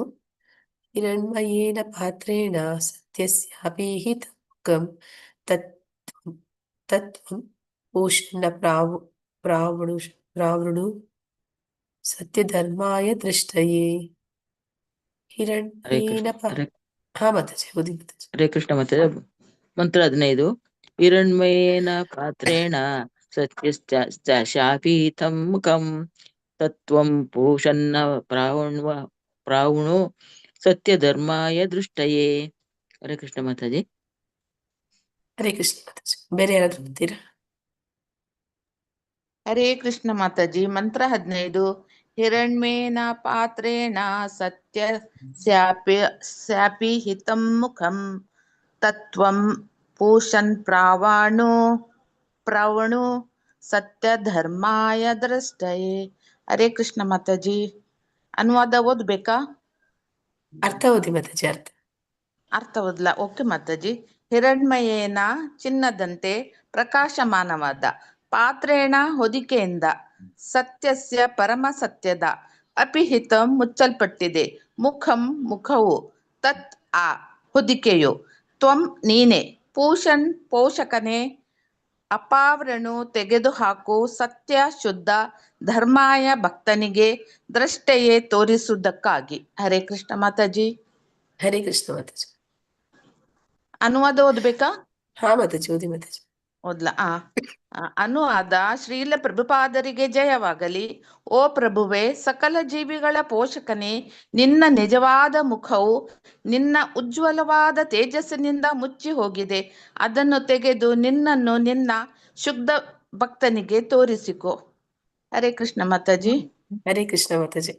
ಅಂದ್ರೆ ಇದು ಏನಂತ ಹೇಳ್ತಾರೆ ಅಂದ್ರೆ ಕುಂತಿ ಮಹಾರಾಣಿ ಕೂಡ ಇಂತಹ ಒಂದು ಪ್ರಾರ್ಥನೆಯನ್ನು ಮಾಡಿದ್ಲು ಅಂತ ಭಗವಂತನಿಗೆ. ಅಂದ್ರೆ ಭಗವಂತ ನಿನ್ನ ಒಂದು ಏನಂತ ಹೇಳ್ತಾರೆ, ನಿಜವಾದ ಮುಖ ಯಾವುದು? ಭಗವಂತನ ನಿಜವಾದ ಮುಖ ಅವನ ಒಂದು ಸಾಕಾರ ರೂಪ ಕೃಷ್ಣನ ಹಾಗೆ ಅವನು ಇರುವಂತದ್ದು. ಆದ್ರೆ ನಾವೆಲ್ಲರೂ ಅಂದ್ರೆ ಸಾಧಾರಣವಾಗಿ ಎಲ್ಲರಿಗೂ ಕೂಡ ಭಗವಂತನನ್ನ ಆ ರೀತಿ ಭಗವಂತನ ಆ ವಾಸ್ತವಿಕ ರೂಪದಲ್ಲಿ ನೋಡುವಂತಹ ಭಾಗ್ಯ ಎಲ್ಲರಿಗೂ ಸಿಗೋದಿಲ್ಲ. ಆದ್ರೆ ಯಾಕೆ ನಮ್ಗೆ ಸಿಗೋದಿಲ್ಲ ಅಂದ್ರೆ ಅಲ್ಲಿ ಎರಡು ರೀತಿಯ ಪರದೆಗಳು ಅವನನ್ನ ಮುಚ್ಚುತ್ತೇನೆ ನಮ್ಮ ಕಣ್ಣಿಗೆ ಅಂತ ಹೇಳ್ತಾರೆ. ಅಂದ್ರೆ ಹೇಗೆ ಅಂದ್ರೆ ಸೂರ್ಯನನ್ನ ಒಂದು ಮೋಡದಿಂದ ಮುಚ್ಚೋದಕ್ಕೆ ಆಗತ್ತಾ? ಇಲ್ಲ ಆಗಲ್ಲ ಮಾತಾಜಿ. ಮಾತಾಜಿ. ಒಂದು ಸಣ್ಣ ಮೋಡ ಅಷ್ಟು ದೊಡ್ಡ ಸೂರ್ಯನನ್ನ ಮುಚ್ಚಲಿಕ್ಕೆ ಸಾಧ್ಯ ಇಲ್ಲ. ಆದ್ರೆ ಆ ಒಂದು ಸಣ್ಣ ಮೋಡ ನಮ್ಮ ಕಣ್ಣನ್ನ ಮುಚ್ಚೋಕ್ ಆಗತ್ತಾ? ನಮ್ಮ ಕಣ್ಣಿನ ಮಧ್ಯೆ ಅದು ಪರದೆಯಾಗಿ ಬರೋದಕ್ಕೆ ಸಾಧ್ಯ ಇದೆಯಾ?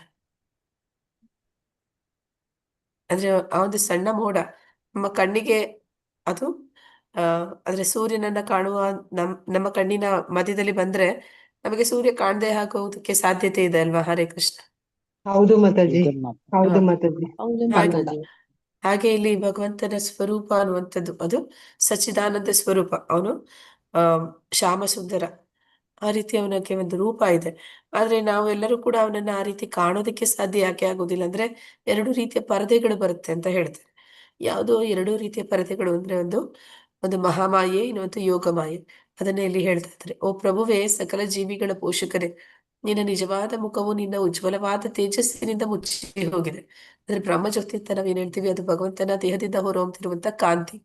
ಆ ಕಾಂತಿ ಅದು ಎಷ್ಟು ಉಜ್ವಲವಾಗಿದೆ ಅಂದ್ರೆ ಅಲ್ಲಿ ಹಿಂದೆಗಡೆ ಭಗವಂತ ಇದ್ದಾನೆ, ಅವನನ್ನೇ ಅದು ಕಾಣದ ಹಾಗೆ ಮಾಡ್ತಾ ಇದೆ ಅಂತ. ಅಂದ್ರೆ ಈಗ ತುಂಬಾ ಏನಂತ ಹೇಳ್ತಾರೆ, ಆ ಈಗ ಸೂರ್ಯ ಮಧ್ಯಾಹ್ನದ ಹೊತ್ತಿನಲ್ಲಿ ನಮ್ಗೆ ನೋಡೋದಕ್ಕೆ ಆಗತ್ತಾ ಬರೀ ಕಣ್ಣಿನಿಂದ?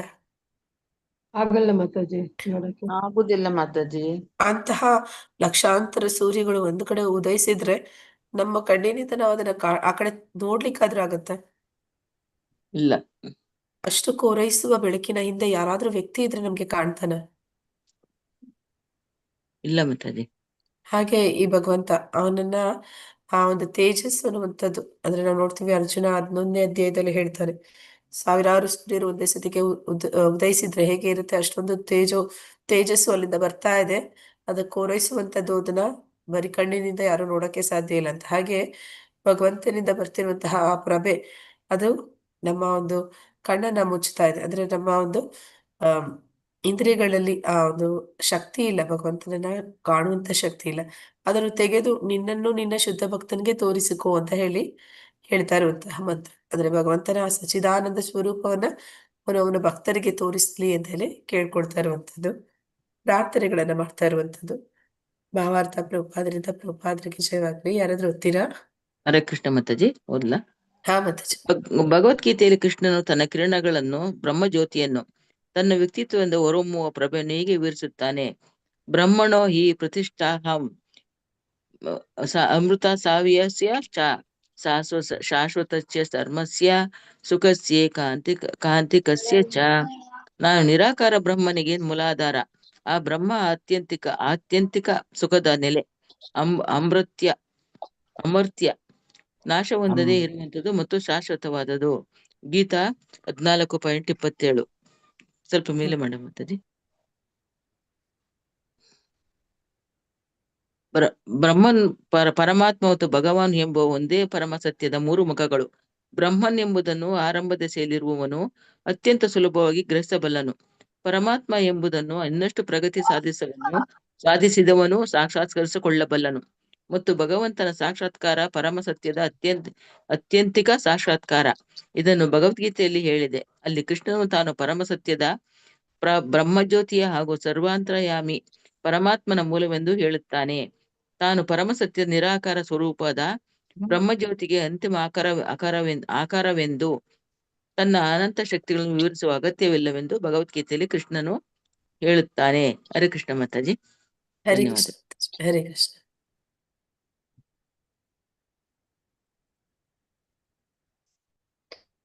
ಇಲ್ಲಿ ಭಗವದ್ಗೀತೆಯಲ್ಲಿ ಕೊಟ್ಟಿರುವಂತಹ 14.27ನೇ ಶ್ಲೋಕದಲ್ಲಿ ಹೇಳ್ತಾ ಇರುವಂತದ್ದು ಅಂದ್ರೆ ಭಗವಂತ ಕೃಷ್ಣ ತನ್ನ ಕಿರಣಗಳನ್ನು ಅಂದ್ರೆ ಬ್ರಹ್ಮಜ್ಯೋತಿಯನ್ನು ವ್ಯಕ್ತಿತ್ವದಿಂದ ಹೊರಹೊಮ್ಮುವ ಪ್ರಭೆಯನ್ನ ಇಲ್ಲಿ ವಿವರಿಸ್ತಾ ಇದ್ದಾನೆ. ಅಂದ್ರೆ ಬ್ರಹ್ಮಜ್ಯೋತಿ ಎನ್ನುವಂಥದ್ದು ಏನಿದೆ, ಆ ಬೆಳಕು ನಮಗೆ ಸೂರ್ಯ ಚಂದ್ರನ ಬೆಳಕು ಎಲ್ಲಿಂದ ಸಿಗ್ತಾ ಇದೆ? ಹರಿ ಕೃಷ್ಣ, ಸೂರ್ಯನಿಗೆ ಅಥವಾ ಚಂದ್ರನಿಗೆ ಬೆಳಕು ಎಲ್ಲಿಂದ ಬರ್ತಿದೆ? ಭಗವಂತನಿಂದನೇ ಪರಮ ಭಗವಂತನಿಂದನೇ ಬರ್ತದೆ ಮತ್ತು ಆ ಬ್ರಹ್ಮಜ್ಯೋತಿಯಿಂದಲೇ ಬರ್ತಿದೆ. ಆದ್ರೆ ಆ ಬ್ರಹ್ಮಜ್ಯೋತಿ ಅಂದ್ರೆ ಏನು? ಭಗವಂತನಿಂದ ಬರೋ ಬೆಳಕು ಮಾತಾಜಿ ಅದು. ಭಗವಂತನಿಂದ ಹೊರಹೊಮ್ತಾ ಇರುವಂತಹ ಪ್ರಭೆ ಅಂತ ಹೇಳಿ ಹೇಳ್ತಾ ಇದ್ದಾರೆ. ಪ್ರಭೆ. ಹೀಗೆ ಆ ಬ್ರಹ್ಮಜ್ಯೋತಿ ಅದು ಏನಿದೆ ಅದಕ್ಕೆ ಮೂಲ ಆಧಾರ ಅಂದ್ರೆ ಅದು ಎಲ್ಲಿಂದ ಬರ್ತಾ ಇದೆ? ಅದು ಮೂಲದಲ್ಲಿ ಭಗವಂತನಿಂದ ಬರ್ತಾ ಇದೆ. ಆದ್ರೆ ಇಲ್ಲಿ ಎಂತ ಹೇಳ್ತಾರೆ ಅಂದ್ರೆ 3 ರೀತಿಯ ಒಂದು ಸಾಕ್ಷಾತ್ಕಾರಗಳ ಬಗ್ಗೆ ಹೇಳ್ತಾರೆ. ಯಾವುದು ಆ 3 ರೀತಿಯ ಸಾಕ್ಷಾತ್ಕಾರಗಳು? ಬ್ರಹ್ಮನ್ ಸಾಕ್ಷಾತ್ಕಾರ, ಪರಮಾತ್ಮ ಸಾಕ್ಷಾತ್ಕಾರ, ಭಗವಾನ್ ಸಾಕ್ಷಾತ್ಕಾರ. ಸಾಕ್ಷಾತ್ಕಾರ. ಬ್ರಹ್ಮನ್ ಸಾಕ್ಷಾತ್ಕಾರ ಅಂದ್ರೆ ಏನು? ಬ್ರಹ್ಮನ್ ಸಾಕ್ಷಾತ್ಕಾರ ಅಂದ್ರೆ ಮತ್ತದು ಇದು ಭಗವಂತನಿಂದ ಬರೋ ಬೆಳಕಲ್ಲಿ ಅವರು ಭಗವಂತನಿಗೆ ಆಕಾರ ಇಲ್ಲ ಅಂತ ಹೇಳ್ಬಿಟ್ಟು ಅವರು ಬರೀ ಶಕ್ತಿ ಅಂತ ಹೇಳ್ಬಿಟ್ಟು ಬೆಳಕನ್ನು ಮಾತ್ರ ಅವರು ಪೂಜೆ ಮಾಡ್ತಾರೆ ಮಾತಾಜಿ. ಯಾವ್ದು ಬ್ರಹ್ಮನ್ ಸಾಕ್ಷಾತ್ಕಾರ ಅಂತಾರೆ ಮಾತಾಜಿ ಅದಕ್ಕೆ. ಮಾತಾಜಿ, ಅಂದ್ರೆ ಭಗವಂತನ ಬಗ್ಗೆ ಹೆಚ್ಚು ಅವ್ರಿಗೆ ಜ್ಞಾನ ಇಲ್ಲ, ಭಗವಂತನ ಶಕ್ತಿಗಳನ್ನ ಮಾತ್ರ ತಿಳಿದಿದ್ದಾರೆ. ಅಂದ್ರೆ ಸೂರ್ಯನ ಬಗ್ಗೆ ಅವ್ರಿಗೆ ಗೊತ್ತಿಲ್ಲ, ಆದ್ರೆ ಸೂರ್ಯನಿಂದ ಬರ್ತಾ ಇರುವಂತಹ ಬೆಳಕು ಮತ್ತೆ ಶಾಖದ ಬಗ್ಗೆ ಅವ್ರಿಗೆ ಗೊತ್ತಿದೆ, ಅದರ ಅನುಭವ ಇದೆ. ಹಾಗೆ ಇದು ನಿರಾಕಾರವಾದಿಗಳೇನಿದ್ದಾರೆ ಅವರು ಭಗವಂತನಿಗೆ ಆಕಾರ ಇಲ್ಲ ಅಂತ ಹೇಳ್ತಾರೆ, ಮತ್ತೆ ಅವನನ್ನ ನಿರಾಕಾರ ಅಂತ ತಿಳಿತಾರೆ. ಅವ್ರಿಗೆ ಎಷ್ಟರ ಮಟ್ಟಿಗೆ ಜ್ಞಾನ ಗೊತ್ತಿದೆ ಅಂತಂದ್ರೆ ಅವರಿಗೆ ಅವರು ಆತ್ಮ ಅನ್ನುವಂಥದ್ದು ತಿಳಿದಿದೆ, ದೇಹ ಅಲ್ಲ ಅನ್ನುವಂಥದ್ದು ಗೊತ್ತಿದೆ. ಆ ಒಂದು ಕಾರಣದಿಂದ ಅವರು ಶಾಶ್ವತತೆಯ ಬಗ್ಗೆ ಅವ್ರಿಗೆ ಅರಿವಿದೆ. ಅಂದ್ರೆ ಈ ಭೌತಿಕ ಜಗತ್ತು ಅನಿತ್ಯ ಮತ್ತೆ ಇದು ಕಾಲಯ ಅನ್ನುವಂಥದ್ದು ಗೊತ್ತಿದೆ. ಶಾಶ್ವತವಾದದ್ದು ಬ್ರಹ್ಮಜ್ಯೋತಿ ಅಂತ ಹೇಳ್ತಾರೆ. ಬ್ರಹ್ಮಜ್ಯೋತಿಯನ್ನು ಶಾಶ್ವತ ಅಂತ ಯಾಕೆ ಹೇಳ್ತಾರೆ ಅಂದ್ರೆ ಅದು ಭಗವಂತನಿಂದಲೇ ಬರ್ತಿರುವಂತಹ ಕಿರಣ. ಭಗವಂತ ಶಾಶ್ವತ ಆದ ಕಾರಣ ಅವನ ಶಕ್ತಿಗಳಾದಂತಹ ಕಿರಣ ಕೂಡ ಅದು ಶಾಶ್ವತ. ಅದನ್ನ ಇಲ್ಲಿ ಹೇಳ್ತಾ ಇದ್ದಾರೆ. ಈ ಒಂದು ಪ್ರಥಮ ಹಂತದಲ್ಲಿ ಇರುವಂತವ್ರು ನಿರಾಕಾರ ಬ್ರಹ್ಮ, ಅವನಿಗೆ ಮೂಲದಲ್ಲಿ ಆಧಾರ ಭಗವಂತನೇ ಆಗಿದ್ದಾನೆ. ಮತ್ತೆ ಈ ಒಂದು ಆತ್ಯಂತಿಕ ಸುಖದ ನೆಲೆ ಮತ್ತೆ ಅಮರ್ತ್ಯ ಅಂದ್ರೆ ಅಲ್ಲಿ ನಾಶ ಅನ್ನುವಂಥದ್ದು ಇಲ್ಲ. ಆಧ್ಯಾತ್ಮಿಕ ಜಗತ್ತಿಗೆ ನಾಶ ಅನ್ನುವಂಥದ್ದಿಲ್ಲ. ಆಧ್ಯಾತ್ಮಿಕ ಜಗತ್ತಿನಲ್ಲಿ ಬರುವಂತಹ ಈ ಒಂದು ಬ್ರಹ್ಮಜ್ಯೋತಿ ಏನಿದೆ ಅದು ಕೂಡ ಅದು ಶಾಶ್ವತವಾದದ್ದು ಅನ್ನೋದನ್ನ ಇಲ್ಲಿ ತಿಳಿಸ್ತಾ ಇದ್ದಾರೆ. ನಂತರದ ಹಂತದಲ್ಲಿ ಬರುವಂತದ್ದು ಪರಮಾತ್ಮ ಸಾಕ್ಷಾತ್ಕಾರ. ಪರಮಾತ್ಮ ಸಾಕ್ಷಾತ್ಕಾರ ಅಂದ್ರೆ ಏನು? ಹರೇ ಕೃಷ್ಣ.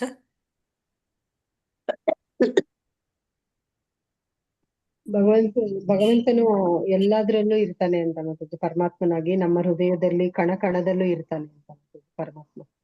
ಅಂದ್ರೆ ಈ ಒಂದು ಪರಮಾತ್ಮ ಸಾಕ್ಷಾತ್ಕಾರದಲ್ಲಿ ವ್ಯಕ್ತಿ ಇನ್ನೂ ಸ್ವಲ್ಪ ಹೆಚ್ಚಿನ ಹಂತದ ಜ್ಞಾನವನ್ನು ಪಡಿತಾನೆ. ತನ್ನೊಳಗಡೆ ತಾನು ಭಗವಂತನನ್ನ, ತನ್ನ ಆತ್ಮನನ್ನ ಮತ್ತೆ ಪರಮಾತ್ಮನನ್ನ ಇಬ್ಬರನ್ನು ಕಾಣ್ತಾನೆ. ಆದ್ರೆ ಅವನಿಗಿನ್ನೂ ಆ ಭಗವಂತನ ಭಕ್ತನಾಗುವ ಒಂದು ಭಾಗ್ಯ ಇಲ್ಲ. ಅಂದ್ರೆ ಭಗವಂತನ ಜೊತೆ ಅವನು ಆ ಒಂದು ಆ ಅವನ ಹಿಂದಿನ ಒಂದು ಏನದು ಸ್ವರೂಪ ಸ್ಥಿತಿಯಲ್ಲಿ ಭಗವಂತನ ಜೊತೆ ಅವನಿಗೊಂದು ಸಂಬಂಧ ಇದೆ. ಅದನ್ನ ಅವನಿನ್ನು ಪಡ್ಕೊಂಡಿಲ್ಲ. ಆದ್ರೆ ತನ್ನೊಳಗಡೆ ಪರಮಾತ್ಮ ಇರುವಂತದನ್ನ, ತಾನು ಆತ್ಮ ಸ್ವರೂಪವಾಗಿರುವುದನ್ನ ಅವನು ತಿಳಿದಿರ್ತಾನೆ. ಅಂದ್ರೆ ಅವನಲ್ಲಿ ಜ್ಞಾನನೂ ಇರುತ್ತೆ, ಶಾಶ್ವತತೆ ಅನ್ನುವಂಥದ್ದು ಗೊತ್ತಿರುತ್ತೆ. ಆದ್ರೆ ಆನಂದ ಸಿಗೋದಿಲ್ಲ. ಆನಂದ ಸಿಗ್ಬೇಕು ಅಂದ್ರೆ ಭಕ್ತನಾಗ್ಬೇಕು. ಇಲ್ಲಿ ಬ್ರಹ್ಮನ್ ಮತ್ತೆ ಪರಮಾತ್ಮ, ಹರೇ ಕೃಷ್ಣ, ಮತ್ತೆ ಭಗವಾನ್ ಎಂಬುದು ಒಂದೇ ಪರಮಸತ್ಯದ 3 ಮುಖಗಳು. ಅಂದ್ರೆ 3 ಹಂತಗಳಲ್ಲಿ ಅವನನ್ನ ಅರ್ಥ ಮಾಡ್ಕೊಳ್ಳುವಂಥದ್ದು. ಬ್ರಹ್ಮನೆಂಬುದನ್ನು ಆರಂಭದ ದಿಶೆಯಲ್ಲಿರುವವನು ಅತ್ಯಂತ ಸುಲಭವಾಗಿ ಗ್ರಹಿಸಬಲ್ಲನು. ಪರಮಾತ್ಮ ಎಂಬುದು ಇನ್ನಷ್ಟು ಪ್ರಗತಿ ಸಾಧಿಸಿದವನು ಸಾಕ್ಷಾತ್ಕರಿಸಿಕೊಳ್ಳಬಲ್ಲನು. ಅಂದ್ರೆ ಒಂದು ಅಷ್ಟಾಂಗ ಯೋಗಿಗಳು ಧ್ಯಾನ ಮಾಡ್ತಾರೆ, ತಪಸ್ ಮಾಡ್ತಾರೆ. ಆ ಮೂಲಕ ಅವರು ಅವರ ಹೃದಯದಲ್ಲಿರುವ ಪರಮಾತ್ಮನನ್ನು, ಆತ್ಮನನ್ನು ಅವರು ಕಾಣುವ ಶಕ್ತಿನ ಪಡಿತಾರೆ. ಮತ್ತು ಭಗವಂತನ ಸಾಕ್ಷಾತ್ಕಾರ ಪರಮಸತ್ಯದ ಆತ್ಯಾಂತಿಕ ಸಾಕ್ಷಾತ್ಕಾರ. ಅಂದ್ರೆ ಎಲ್ಲದಕ್ಕಿಂತ ಸುಲಭವಾದದ್ದು ಭಕ್ತಿ ಮಾಡುವಂಥದ್ದು. ಅದನ್ನ ಭಕ್ತರು ಮಾತ್ರ ಮಾಡ್ತಾರೆ. ಆ ಕಾರಣದಿಂದ ಅವರು ಭಗವಂತನನ್ನ ಸಾಕ್ಷಾತ್ಕರಿಸಿಕೊಳ್ತಾರೆ. ಇದನ್ನ ಭಗವದ್ಗೀತೆಯಲ್ಲಿ ಇಲ್ಲಿ ಹೇಳ್ತಾ ಇದ್ದಾರೆ. ಕೃಷ್ಣ ತಾನು ಪರಮ ಸತ್ಯದ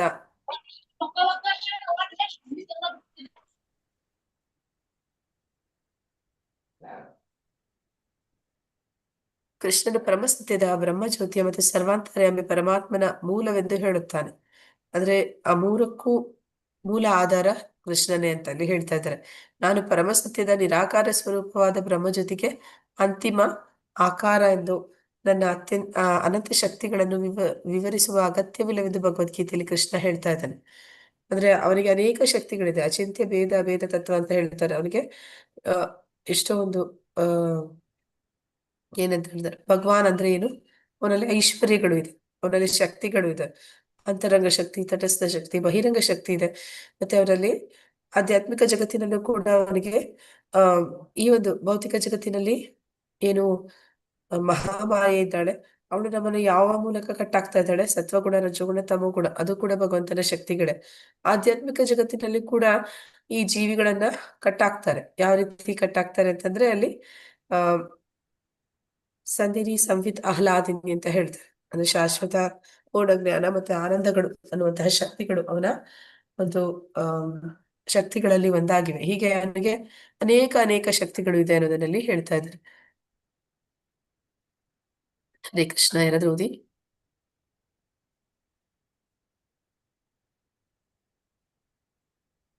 ಎಲ್ಲಿಂದ ಓದ್ಬೇಕು ಮತ್ತೆ? ಶ್ಲೋಕನ ಓದ್ಬೇಕ ಮ್ಯಾಗಿಂದ? ಆ ಪ್ರಭುಜಿ ಶ್ಲೋಕ ಅಂತ.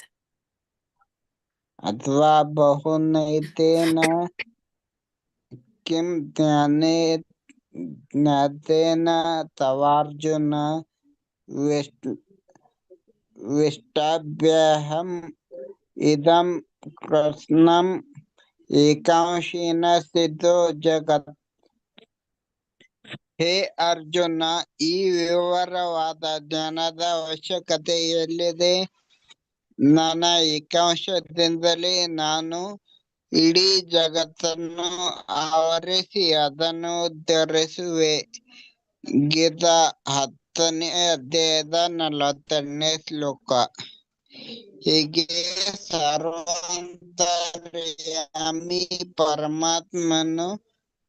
ಪರಮಾತ್ಮನು ಕೃಷ್ಣನು ತನ್ನ ಒಂದು ಸ್ವಾಂಶ ವಿಸ್ತರಣದಿಂದ ಇಡೀ ಬ್ರಹ್ಮಾಂಡವನ್ನು ನಡೆಸುತ್ತಾನೆ. ಅವನು ಆಧ್ಯಾತ್ಮಿಕ ಲೋಕದ ಸಕಲ ಸೃಷ್ಟಿಗಳನ್ನು ನಡೆಸುತ್ತಾನೆ. ಆದ್ದರಿಂದಲೇ ಈಶೋಪನಿಷತ್ತಿನ ಶ್ರುತಿ ಮಂತ್ರದಲ್ಲಿ ಭಗವಂತನನ್ನು ಪೂಷನ್ ಎಂದು ಸಂಬೋಧಿಸಲಾಗಿದೆ. ಹರೇ ಕೃಷ್ಣ ಮಾತಾಜಿ. ಧನ್ಯವಾದಗಳು ಪ್ರಭುಜಿ. ಅದರಲ್ಲಿ ಆ ಒಂದು ಭಗವದ್ಗೀತೆಯ 10:42 ಶ್ಲೋಕವನ್ನ ಹೇಳ್ತಾ ಇದ್ದಾರೆ. ಅದರಲ್ಲಿ ಏನ್ ಹೇಳ್ತಾ ಇದ್ದಾನೆ ಭಗವಂತ, ಅವನು ಅವನ ವೈಭವಗಳನ್ನ ಹೇಳ್ತಾನೆ. ಅಂದ್ರೆ ಭೂಮಿಯಲ್ಲಿ ಗಂಧವಾಗಿ, ಗಾಳಿಯಲ್ಲಿ ಏನಾಗಿದ್ದಾನೆ ಭಗವಂತ, ಸ್ಪರ್ಶ ಆಗಿದ್ದಾನೆ. ಗಾಳಿಯಲ್ಲಿ ಸ್ಪರ್ಶವಾಗಿ, ಹೀಗೆ ನೀರಿನಲ್ಲಿ ರುಚಿಯಾಗಿ ಅನೇಕ ಪ್ರತಿಯೊಂದರಲ್ಲೂ ಕೂಡ ಅವನ ಅಸ್ತಿತ್ವವನ್ನು ಅವನು ಹೇಳ್ತಾನೆ. ಅವನು ಎಲ್ಲಾದ್ರಲ್ಲೂ ಹೇಗಿದ್ದಾನೆ ಅಂತ. ಅಂದ್ರೆ ಯಾವ್ದೆಲ್ಲ ಒಂದು ಪ್ರಮುಖವಾದದ್ದಿದೆ, ಅದರಲ್ಲಿ ಆ ಪ್ರಾಮುಖ್ಯತೆ ಅನ್ನುವಂಥದ್ದು ಎಲ್ಲಿಂದ ಬರ್ತಾ ಇದೆ ಅಂದ್ರೆ ಭಗವಂತನಿಂದ ಬರ್ತಾ ಇದೆ ಅಂತ. ಹೀಗೆ ಒಂದೊಂದೇ ನಾನು ಎಷ್ಟು ಹೇಳಲಿಕ್ಕೆ ಸಾಧ್ಯ. ನಾನು ಇಡೀ ಜಗತ್ತನ್ನ ಆವರಿಸ್ಕೊಂಡಿದ್ದೀನಿ. ಇಡೀ ಜಗತ್ತನ್ನ ನಾನು ಪರಮಾತ್ಮನಾಗಿ, ಕ್ಷೀರೋದಕಶಾಹಿ ವಿಷ್ಣುವಾಗಿ, ಅಣುರೇಣು ತೃಣಕಾಷ್ಟದಲ್ಲಿ ಕಣ ಕಣದಲ್ಲೂ ನಾನಿದ್ದೀನಿ ಅಂತ ಅಲ್ಲಿ ಭಗವಂತ ಹೇಳ್ತಾ ಇರುವಂತದ್ದು. ಹೀಗೆ ಸರ್ವಾಂತರ್ಯಾಮಿ ಅಂದ್ರೆ ಪರಮಾತ್ಮ ಅಂದ್ರೆ ಯಾರು? ಅವನು ಹನುಮಂತ ಉಪದೃಷ್ಟ, ಪ್ರತಿಯೊಂದು ಜೀವಿಯ ಹೃದಯದಲ್ಲಿ ಸಾಕ್ಷಿಯಾಗಿ, ಆತ್ಮ ಸಾಕ್ಷಿಯಾಗಿ ಅವನು ಕೂತಿದ್ದಾನೆ. ಅದೇ ಸಮಯದಲ್ಲಿ ಅನುಮತಿ ಕೊಡುವಂತವನು. ಏನೇ ಒಂದು ಕಾರ್ಯ ಜರುಗಬೇಕು ಅಂದ್ರೂ ಕೂಡ ಭಗವಂತನ ಅನುಮತಿ ಬೇಕು. ಆ ಒಂದು 18ನೇ ಅಧ್ಯಾಯದಲ್ಲಿ ನಾವು ನೋಡ್ತೀವಿ ಈ ಒಂದು ಶ್ಲೋಕವನ್ನ. ಅಂದ್ರೆ 5 ಅಂಶಗಳು ಬೇಕು ಪ್ರತಿಯೊಂದು ಕಾರ್ಯ ನಡಿಬೇಕು ಅಂದ್ರೆ ಅಂತ. ಯಾವ್ದೆಲ್ಲ 5 ಅಂಶಗಳು ಯಾರಾದ್ರೂ ಹೇಳ್ತೀರಾ?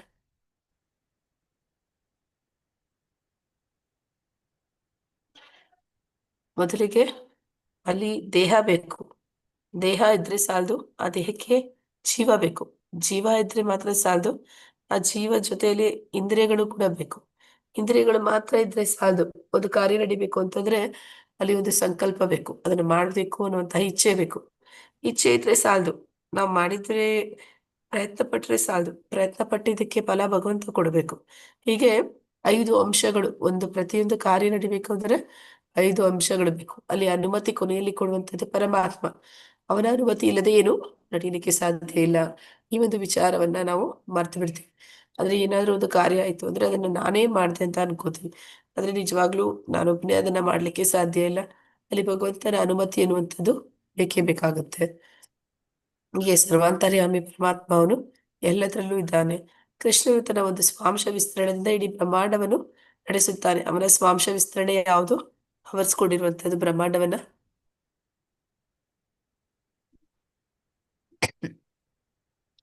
ಪರಮಾತ್ಮ ಯಾರು? ಕ್ಷೀರೋದಕಶಾಹಿ ವಿಷ್ಣು. ಅಂದ್ರೆ ಭಗವಂತನ ವಿಸ್ತರಣೆಗಳು ಮೊದಲಿಗೆ ಕೃಷ್ಣ ಏನಾಗಿ ವಿಸ್ತರಣೆ ಆಗ್ತಾನೆ? ಬಲರಾಮನಾಗ್ತಾನೆ. ಬಲರಾಮನಿಂದ ಯಾರು ಬರ್ತಾರೆ? ಸಂಕರ್ಷಣ, ಅನಿರುದ್ಧ, ವಸುದೇವ ಮತ್ತೆ ಪ್ರದ್ಯುಮ್ನ. ಆ ಮೊದಲ ಸಂಕರ್ಷಣನಿಂದ ಬರುವಂತದ್ದು ನಾರಾಯಣ. ನಾರಾಯಣನಿಂದ ಬರುವಂತದ್ದು ಎರಡನೆಯ ಸಂಕರ್ಷಣ, ಅನಿರುದ್ಧ, ವಸುದೇವ, ಪ್ರದ್ಯುಮ್ನ. ಒಂದು ಎರಡನೆಯ ಸಂಕರ್ಷಣನಿಂದ ಬರುವಂತದ್ದು ಮಹಾವಿಷ್ಣು, ಕಾರಣೋದಕಶಾಹಿ ವಿಷ್ಣು. ಅವನಿಂದ ವಿಸ್ತರಣೆ ಆಗುವಂಥದ್ದು ಅನೇಕ ಬ್ರಹ್ಮಾಂಡಗಳು ಸೃಷ್ಟಿ ಮಾಡಿ ಪ್ರತಿಯೊಂದು ಬ್ರಹ್ಮಾಂಡದಲ್ಲೂ ಕೂಡ ಅವನು ಗರ್ಭೋದಕಶಾಹಿ ವಿಷ್ಣುವಾಗಿ ಹೋಗ್ತಾನೆ. ಗರ್ಭೋದಕಶಾಹಿ ವಿಷ್ಣುವಿನ ಒಕ್ಕಳ ಬಳಿಯಿಂದ ಬ್ರಹ್ಮ ಬರ್ತಾನೆ. ಬ್ರಹ್ಮ ಮತ್ತೆ ಅವನು ಎರಡನೆಯ ಸೃಷ್ಟಿಯನ್ನ ಪ್ರಾರಂಭ ಮಾಡ್ತಾನೆ. ಅಂದ್ರೆ ಪ್ರತಿಯೊಂದು ಜೀವಿಗೂ ಅವರ ಕರ್ಮಕ್ಕೆ ಮತ್ತೆ ಅವರ ಆ ಏನಂತ ಹೇಳ್ತಾರೆ, ಇಚ್ಛೆಗೆ ಅನುಗುಣವಾಗಿ ಒಂದೊಂದು ದೇಹವನ್ನ ಕೊಡ್ತಾನೆ.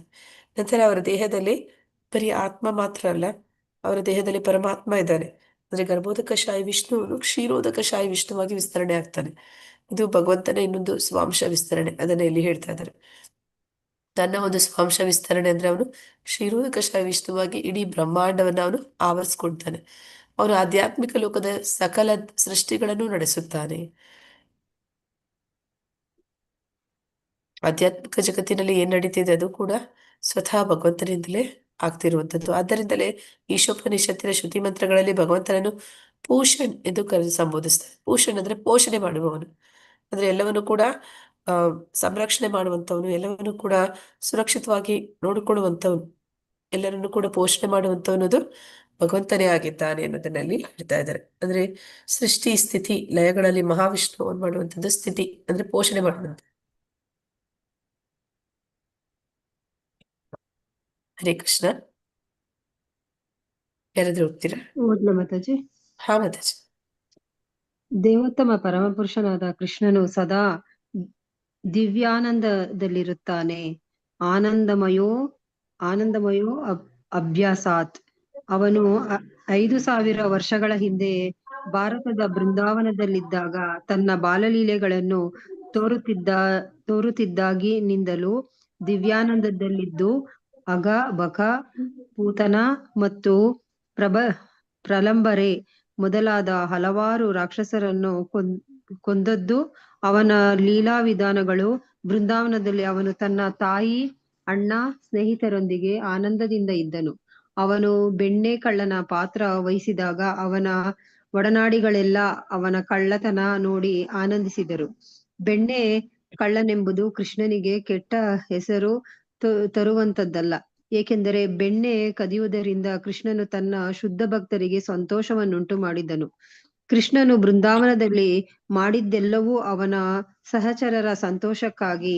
ಪರಮಸತ್ಯದ ಅನ್ವೇಷಣೆಗೆ ಬಂದ ಶುಷ್ಕ ಊಹಾಪೋಹಿಗಳ ಹಾಗೂ ಹಠಯೋಗ ಪದ್ಧತಿಯ ಡೋಂಬರ ಗಮನ ಸೆಳೆಯಲು ಕೃಷ್ಣನು ಈ ಲೀಲೆಗಳನ್ನು ಮಾಡಿದನು. ಹರೇ ಕೃಷ್ಣ ಮಾತಾಜಿ. ಹರೇ ಕೃಷ್ಣ.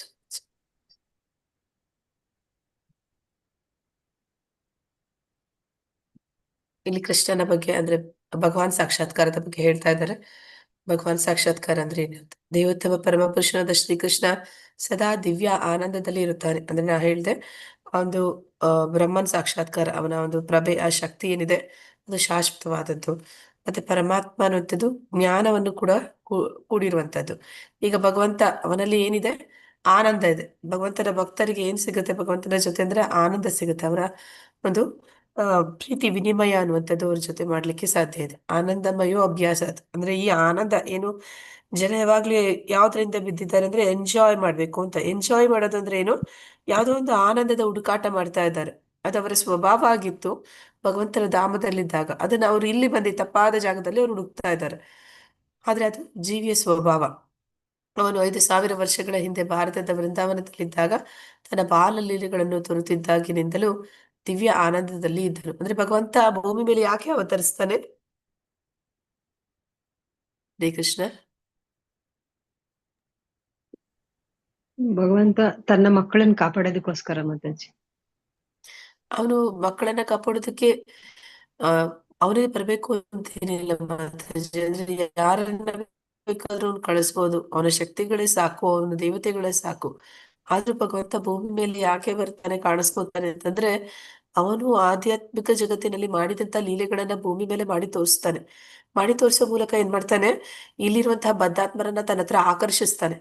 ನೀವ್ ನನ್ನ ಹತ್ರ ಬನ್ನಿ, ನನ್ನ ಹತ್ರ ನಿಮ್ಗೆ ನಿಜವಾದ ಆನಂದ ಸಿಗುತ್ತೆ. ಆನಂದ ಅನ್ನುವಂಥದ್ದು ಇರುವಂತದ್ದು ನನ್ನ ಗೋಲೋಕ ವೃಂದಾವನದಲ್ಲಿ. ಆ ಒಂದು ಗೋಲೋಕ ವೃಂದಾವನವನ್ನು ಭೂಮಿಗೆ ತಂದು ತೋರಿಸಿ ಬದ್ಧಾತ್ಮರನ್ನ ತನ್ನ ಹತ್ರ ಸೆಳೀತಾನೆ. ಆ ಕಾರಣಕ್ಕಾಗಿ ಅವನು ಭೂಮಿ ಮೇಲೆ ಅವತರಿಸಿ ಬರ್ತಾನೆ.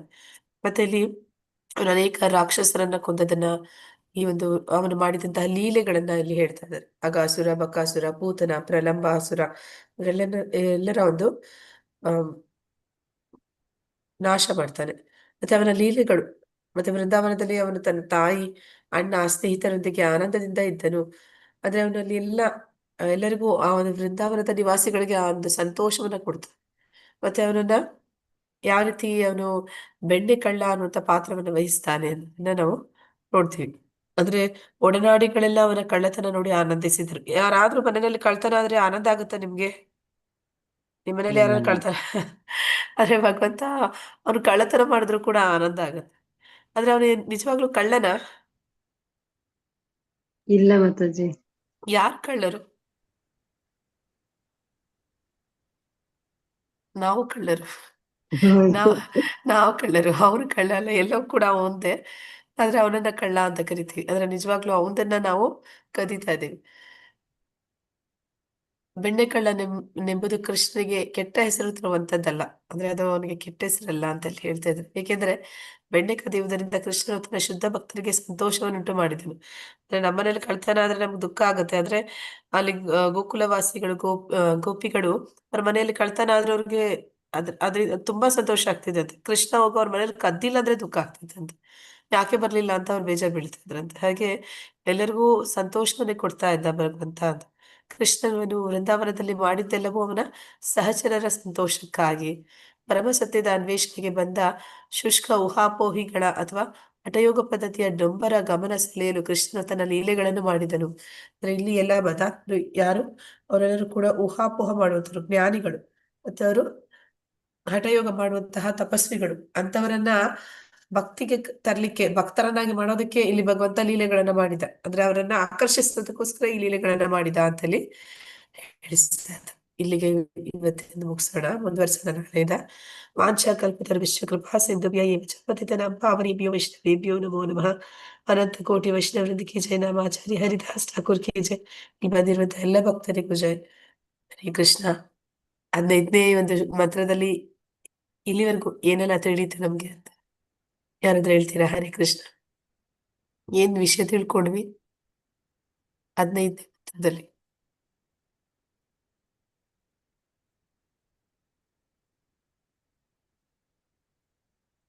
ಭಗವಂತನನ್ನ ಯಾವುದು ಮರೆಮಾಚಿದೆ ನಮ್ಮಿಂದ? ಇ- ಮ- ಇದು ಬೆಳಕು ಅವನ ಮಾತಾಜಿ, ಪ್ರಭೆ ಮಾತಾಜಿ. ಬ್ರಹ್ಮಜ್ಯೋತಿ ಅನ್ನೋದು ಆ ಬ್ರಹ್ಮಜ್ಯೋತಿ ಭಗವಂತನಿಂದ ಬರೋ ಪೂರೈಸುವ ಒಂದು ಪ್ರಭೆ ನಮ್ಮನ್ನ ಭಗವಂತನಿಂದ ಕಾಣದ ಹಾಗೆ ಮಾಡಿದೆ. ಅಂದ್ರೆ ಅವನ ಶಕ್ತಿಗಳು ನಮ್ಮನ್ನ ಅವನಿಂದ ದೂರ ಮಾಡಿದೆ. ಯಾವ ಶಕ್ತಿ, ಯಾವ ಶಕ್ತಿ ನಮ್ಮನ್ನ ಅವನಿಂದ ದೂರ ಮಾಡ್ತಾ ಇರುವಂತದ್ದು? ಈ ಮಾಯಾಶಕ್ತಿ ಮಾತಾಜಿ, ಆ ಪ್ರಭುಜಿ. ಯೋಗ ಒಂದು ಮಾಯ. ಯೋಗಮಾಯಿ ಒಂದು, ಇನ್ನೊಂದು ಮಹಾಮಾಯಿ ಒಂದು. ನಮ್ಮನ್ನ ಹಾ ಈಗ ಮಾಯ. ಈಗ ದೂರ ಮಾಡಿರುವಂತದ್ದು ಮಹಾಮಾಯಿ. ಮಹಾಮಾಯಿ ಏನ್ ಮಾಡಿದಾಳೆ? ನಮ್ಮನ್ನ ಸತ್ವಗುಣ, ರಜೋಗುಣ, ತಮೋಗುಣ ಅನ್ನುವಂತಹ ಗುಣಗಳಲ್ಲಿ ಇಟ್ಟು ನಮ್ಮನ್ನ ಅವನಿಂದ ದೂರ ಮಾಡಿದಾಳೆ. ಆದ್ರೆ ನಾವು ಭಗವಂತನನ್ನ ಯಾವ ರೀತಿ ತಿಳ್ಕೊಬೇಕು, ಹಂತ ಹಂತವಾಗಿ ಅರ್ಥ ಮಾಡ್ಕೊಳ್ಳುವಂಥದ್ದು. ಬ್ರಹ್ಮ ಸಾಕ್ಷಾತ್ಕಾರ, ಪರಮಾತ್ಮ ಸಾಕ್ಷಾತ್ಕಾರ, ಭಗವಾನ್ ಸಾಕ್ಷಾತ್ಕಾರ, ಈ ವಿಷಯಗಳ ಒಂದು ವಿವರವನ್ನ ಇಲ್ಲಿ ನಾವು ನೋಡಿದ್ವಿ. ಅಂದ್ರೆ ಬ್ರಹ್ಮ ಸಾಕ್ಷಾತ್ಕಾರ ಅಂದ್ರೆ ಶಾಶ್ವತವಾದದ್ದು, ಪರಮಾತ್ಮ ಸಾಕ್ಷಾತ್ಕಾರ ಅಂದ್ರೆ ಶಾಶ್ವತವಾದದ್ದು ನಿಜ. ಅದೇ ಸಮಯದಲ್ಲಿ ಜ್ಞಾನವನ್ನು ಕೂಡ ಅಲ್ಲಿ ನಾವು ಪಡ್ಕೋತೀವಿ. ಅಂದ್ರೆ ಆತ್ಮಜ್ಞಾನವನ್ನು ಮಾತ್ರ ಅಲ್ಲ, ಪರಮಾತ್ಮ ಜ್ಞಾನವನ್ನು ಪಡಿತೀವಿ. ನಂತರ ಭಗವಾನ್ ಸಾಕ್ಷಾತ್ಕಾರದಲ್ಲಿ ಭಗವಂತ ತನ್ನ ಶುದ್ಧ ಭಕ್ತರ ಜೊತೆ ಅವನು ಲೀಲೆಗಳಲ್ಲಿ ತೊಡಗ್ತಾನೆ. ಆ ಕಾರಣದಿಂದ ನಿಜವಾದ ಆನಂದ ಅನ್ನುವಂಥದ್ದು ನಮಗೆ ಅಲ್ಲಿ ಸಿಗುತ್ತೆ. ಈ 3 ಹಂತಗಳ ಸಾಕ್ಷಾತ್ಕಾರದ ಬಗ್ಗೆ ನಾವು ಇಲ್ಲಿವರೆಗೂ ತಿಳ್ಕೊಂಡಿದ್ದೀವಿ. ನಾಳೆಯಿಂದ ಮುಂದುವರ್ಸೋಣ. ಬೇರೆ ಯಾರಿಗಾದ್ರೂ ಏನಾದ್ರೂ ಪ್ರಶ್ನೆಗಳಿದ್ರೆ ಕೇಳ್ಬೋದು. ಹರೇ ಕೃಷ್ಣ.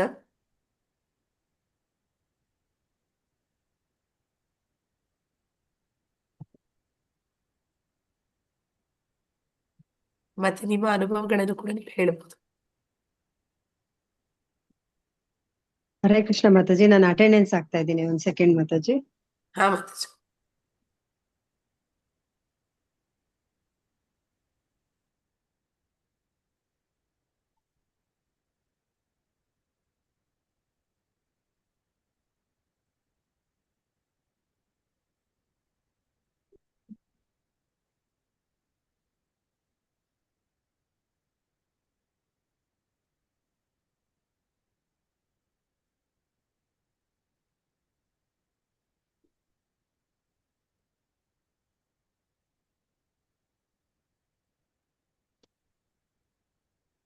ಆಯ್ತು ಮಾತಾಜಿ. ಹರೇ ಕೃಷ್ಣ, ಧನ್ಯವಾದಗಳು ಮಾತಾಜಿ. ಹರೇ ಕೃಷ್ಣ. ಹರೇ ಕೃಷ್ಣ. ಎಂಡ್ ಮಾಡ್ಬೋದು ಮಾತಾಜಿ ಎಲ್ಲರಿಗೂ? ಹರೇ ಕೃಷ್ಣ. ಎಂಡ್ ಮಾಡಲ್ಲ? ಮಾಡಿ ಮಾತಾಜಿ. ಹರೇ ಕೃಷ್ಣ.